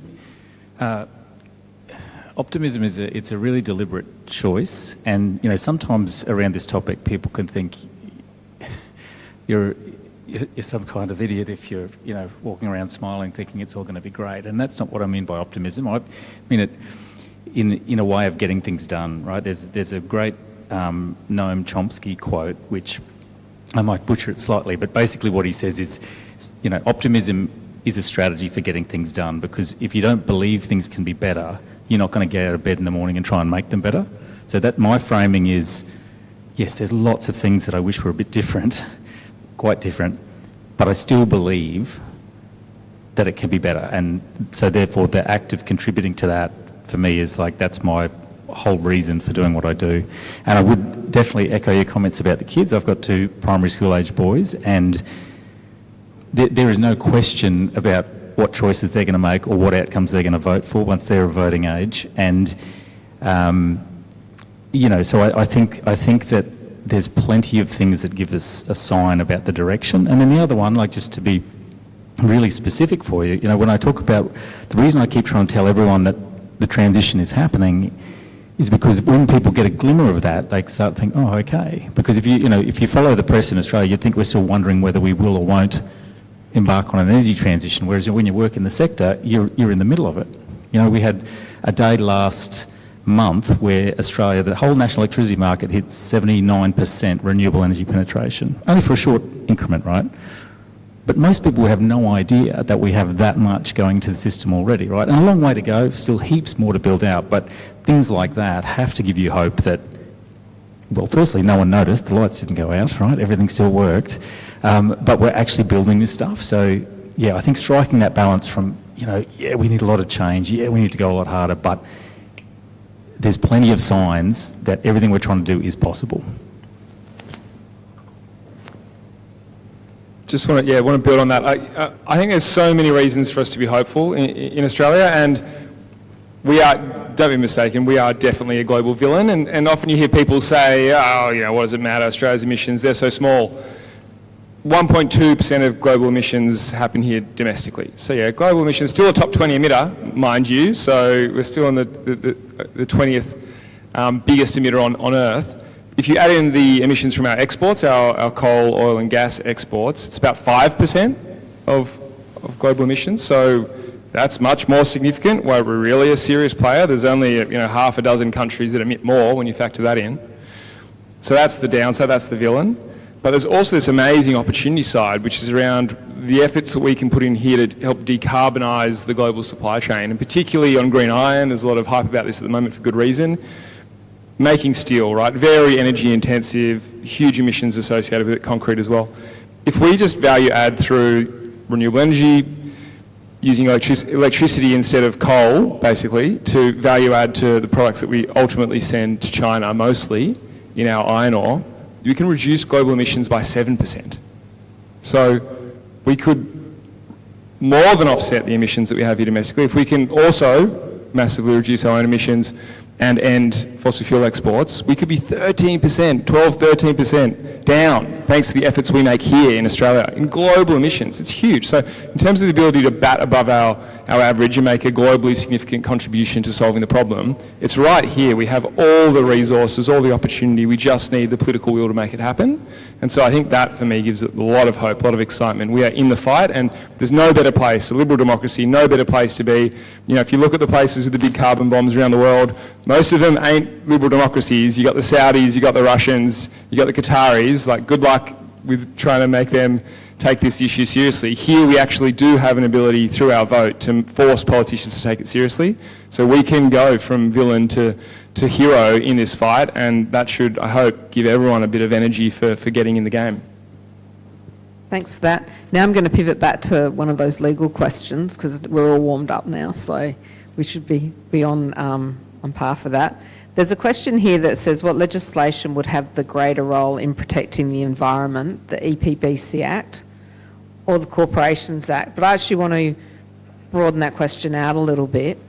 What kind of legislation, for those of you that are in that kind of space, what sort of legislation would you be looking for to make a really significant impact in terms of either or decarbonisation or adaptation? So how can government lead in terms of its legislative framing of these issues? And I can see Francisca taking the microphone. It was passed to me, and it's not, I'm not an EPBC expert or anything, and it's not the solution, but kind of answering the previous question as well, I get really excited about the safeguard mechanism, which is a piece of legislation that will ratchet down the emissions of the heaviest emitters in our country. So 219 facilities that make up 30% of Australia's emissions are under this legislation. Now, it's not perfect, but it's definitely starting to move the dial. It has concessions for offsets, and that's maybe could be done better, but we also have an opportunity to improve that legislation next year when they do a review of its first few years in. So I get excited about that, because these are the hard to abate, like the places where we won't reduce emissions easily. So I get excited by that. I mean, I'm less excited about the safeguard mechanism, and I think it's partly this has been our problem, is like as a climate movement, we haven't engaged, as an activist, I haven't engaged in it, because it's like safeguard mechanism, like snooze fest, like the things that actually need to happen. Like there's a big part of the climate movement looking at how we reduce coal mine methane. Again, snooze fest. Like we need to build a social movement that's fundamentally shifting what's politically possible at the moment, because the reality is the safeguard mechanism is not stopping new coal and gas projects.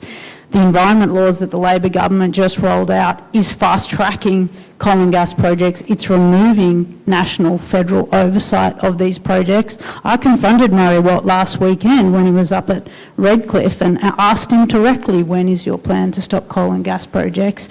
And he was there protecting turtles, you know, like talking to a turtle conservation group. They have no plan. The government has no plan, and there is no piece of legislation that would do the silver bullet thing of stopping coal and gas projects. It is political will, but I also don't think we have fundamentally the public behind us pushing them on this, because most Australians think the Labor are doing a good enough job. So I think my interest is less about what's the piece of legislation, it's about how we build the public support to fundamentally hold the government accountable, because none of their legislation at the moment is doing anything to address the coal and gas project side of things. But it is a timely moment. So I feel like I'm hogging. I'm going to pass over. But right now, it's in the Parliament right now, the EPBC Act. So they're updating the Environment Protection and Biodiversity Conservation Act, and they have an opportunity to put a climate trigger. So craziest shit ever. Right now, if you put a proposal for a coal mine up and the Environment Minister looks at it, he's not allowed to consider climate change in that assessment. It's just local environment damage, none of the global impacts. That's the law. And so when Murray Watt approves the biggest gas project in the country, in North West Shelf, he says, I couldn't reject it. It wasn't within my right to reject it. That's, and the lawyer here is going to fact check me on some of this. But that's true. Like, he didn't actually have an ability to reject it. He does have an ability to change the legislation to allow him to reject it. And hey, he's got the numbers in the lower house and he's got the Greens in the Senate. There's like nothing stopping the Labor government from putting a climate trigger into the EPBC Act. They could be doing it, but they are basically just getting absolutely intimidated by the gas industry, primarily through Western Australia, but also through South Australia. And it's basically just a unity ticket between the LNP and Labor with the gas industry. They're in bed with them, they do whatever they want, and on this, they're not going to touch big gas or big coal. And I think this is really clear why basically the major parties are corrupted in this, and they need to be rolled.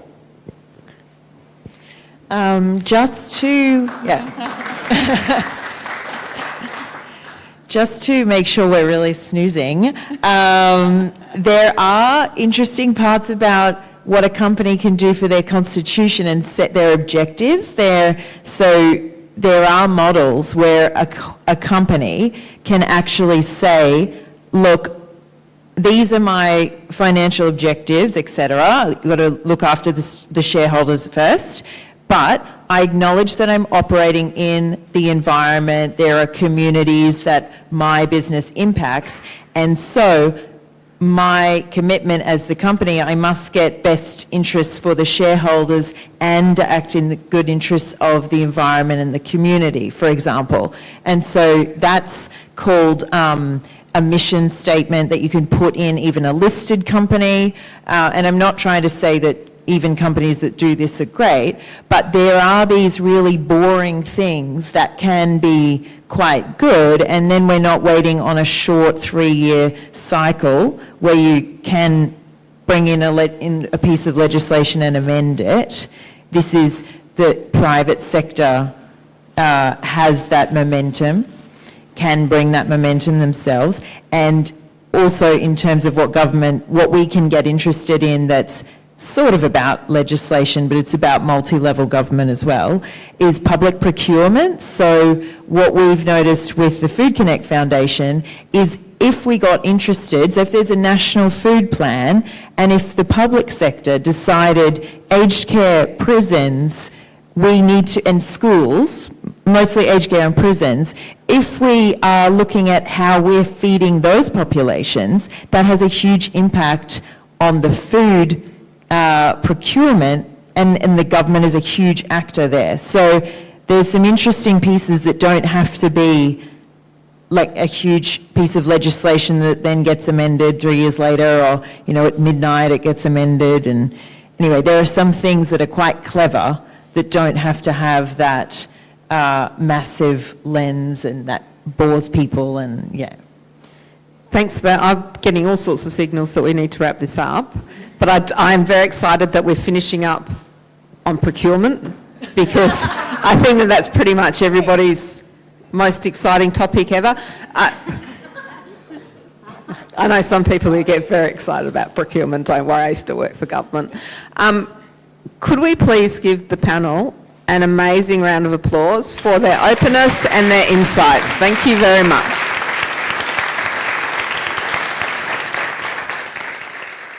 Yes, thank you so much. And just reminding you too, I know that Moira and Byron did mention we are talking about ending new coal and gas and having fun. And if you want to do that and actually get some action with your hope, don't forget the People's Blockade in Newcastle, the end of November. If you've never been arrested for blocking the world's biggest coal port, then you aren't living. This might be your chance. You'll have a story to tell your children. Should be the biggest one yet. So really, I think hope, you'll have a lot of hope, and it's really fun. Like, there's heaps of civil society. You'll get on the news, so your family will see you. Yeah. Okay, guys, do you know that a Ventolin puffer, the emissions from a Ventolin puffer is the equivalent to driving from Melbourne to Sydney in a small electric car? And the asthma guidelines have just changed, and if anyone wants to talk to me about this, they can. That's right, because there's new alternatives. So I'm just saying, get out there and And actually, you can make change and get involved. So if you want to put your +1, make sure you go. I think we've got I think you go on the QR code and you can actually add that. That will go into the word cloud, which would be really great. So I'd like, just on a closing reflection, we're going to sort of wander out there and have a little bit of time to schmooze, have conversations. It's a good time to meet other people in the audience. And if there's speakers that you've seen here today and you wanted to ask them a question, if you didn't feel like there was something that you were, really wanting to ask but didn't get a chance to, I'm sure they'd love it if you cornered them. No, I'm sure they would. We're here for those kind of conversations, and even having those conversations yourselves. If you see someone that you don't know, and you've got your little name tags on, so it makes it that little bit easier. So I'd like to just welcome up here Celeste Schubiger from Oz Harvest, just to share a few words about the powerful link between food waste and climate change, and how we can each make a difference. Thank you, Celeste. That's okay. Sorry, that was fast, wasn't it, Celeste? Hello, everyone. Well, I had a whole pitch and speech prepared, but I will try to do it very quickly. So I'm Celeste from Oz Harvest, and thank you so much for the banner. First, after all these climate action talks, I just want to share some stats about food waste and its climate change, climate impact, I guess. Food waste, if it would be a country, it would be the third biggest emitter after China and the US. And we in Australia we do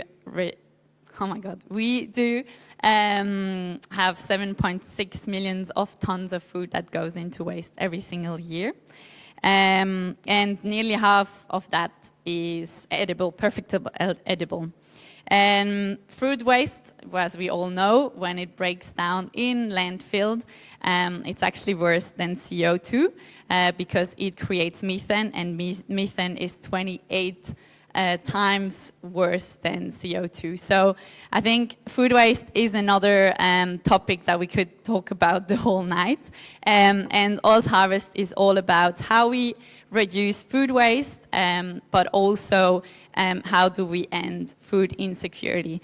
And so what Oz Harvest does, well, we have 4 pillars. We feed people in need with our iconic Oz Harvest trucks every single day. 300 tons of food that we rescue and straight away deliver it to our communities in need every single week. We educate to create change in schools, communities, and also corporates through Cooking for a Cause. I don't know if someone heard about Cooking for a Cause before. It's a team-building way of coming into our kitchen and actually help us to transform the rescued food that we rescue every day into beautiful gourmet meals that we then deliver straight to people in need. So if we have corporates in this room, we'd love to see you and talk to us and maybe come into our kitchen and help us. And you learn a lot about food waste and how you can do a change there as well. Advocacy is a big piece of Ronnie, our founder, and we advocate for not having food waste and for food security, which means changes in the systematic level, doing petitions, but also being there, having those conversations with politicians and also our communities and councillors, wherever we can be, we are there to advocate.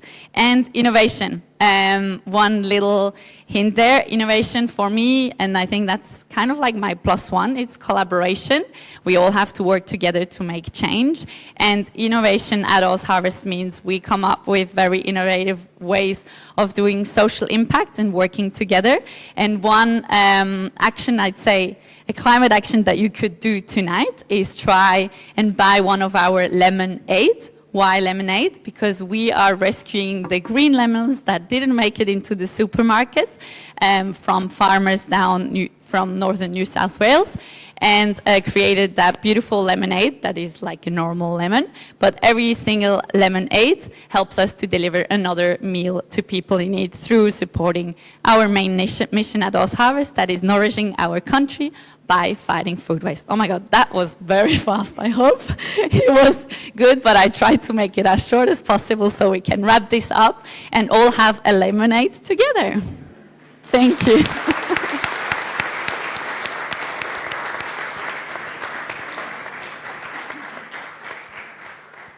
Thank you so much, Celeste. There's the lemonade. Look, put your hands together for all the speakers this evening. It's been fantastic, so much.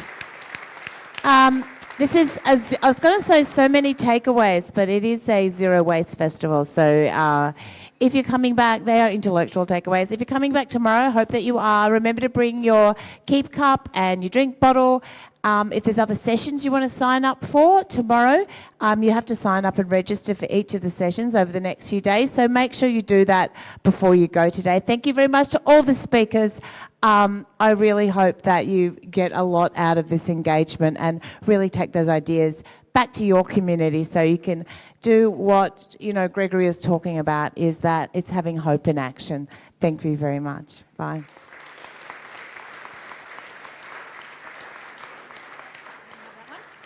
Just a quick note, in case you haven't seen, we have a very large tree that was created by our team. So we had a few people that came with branches this morning.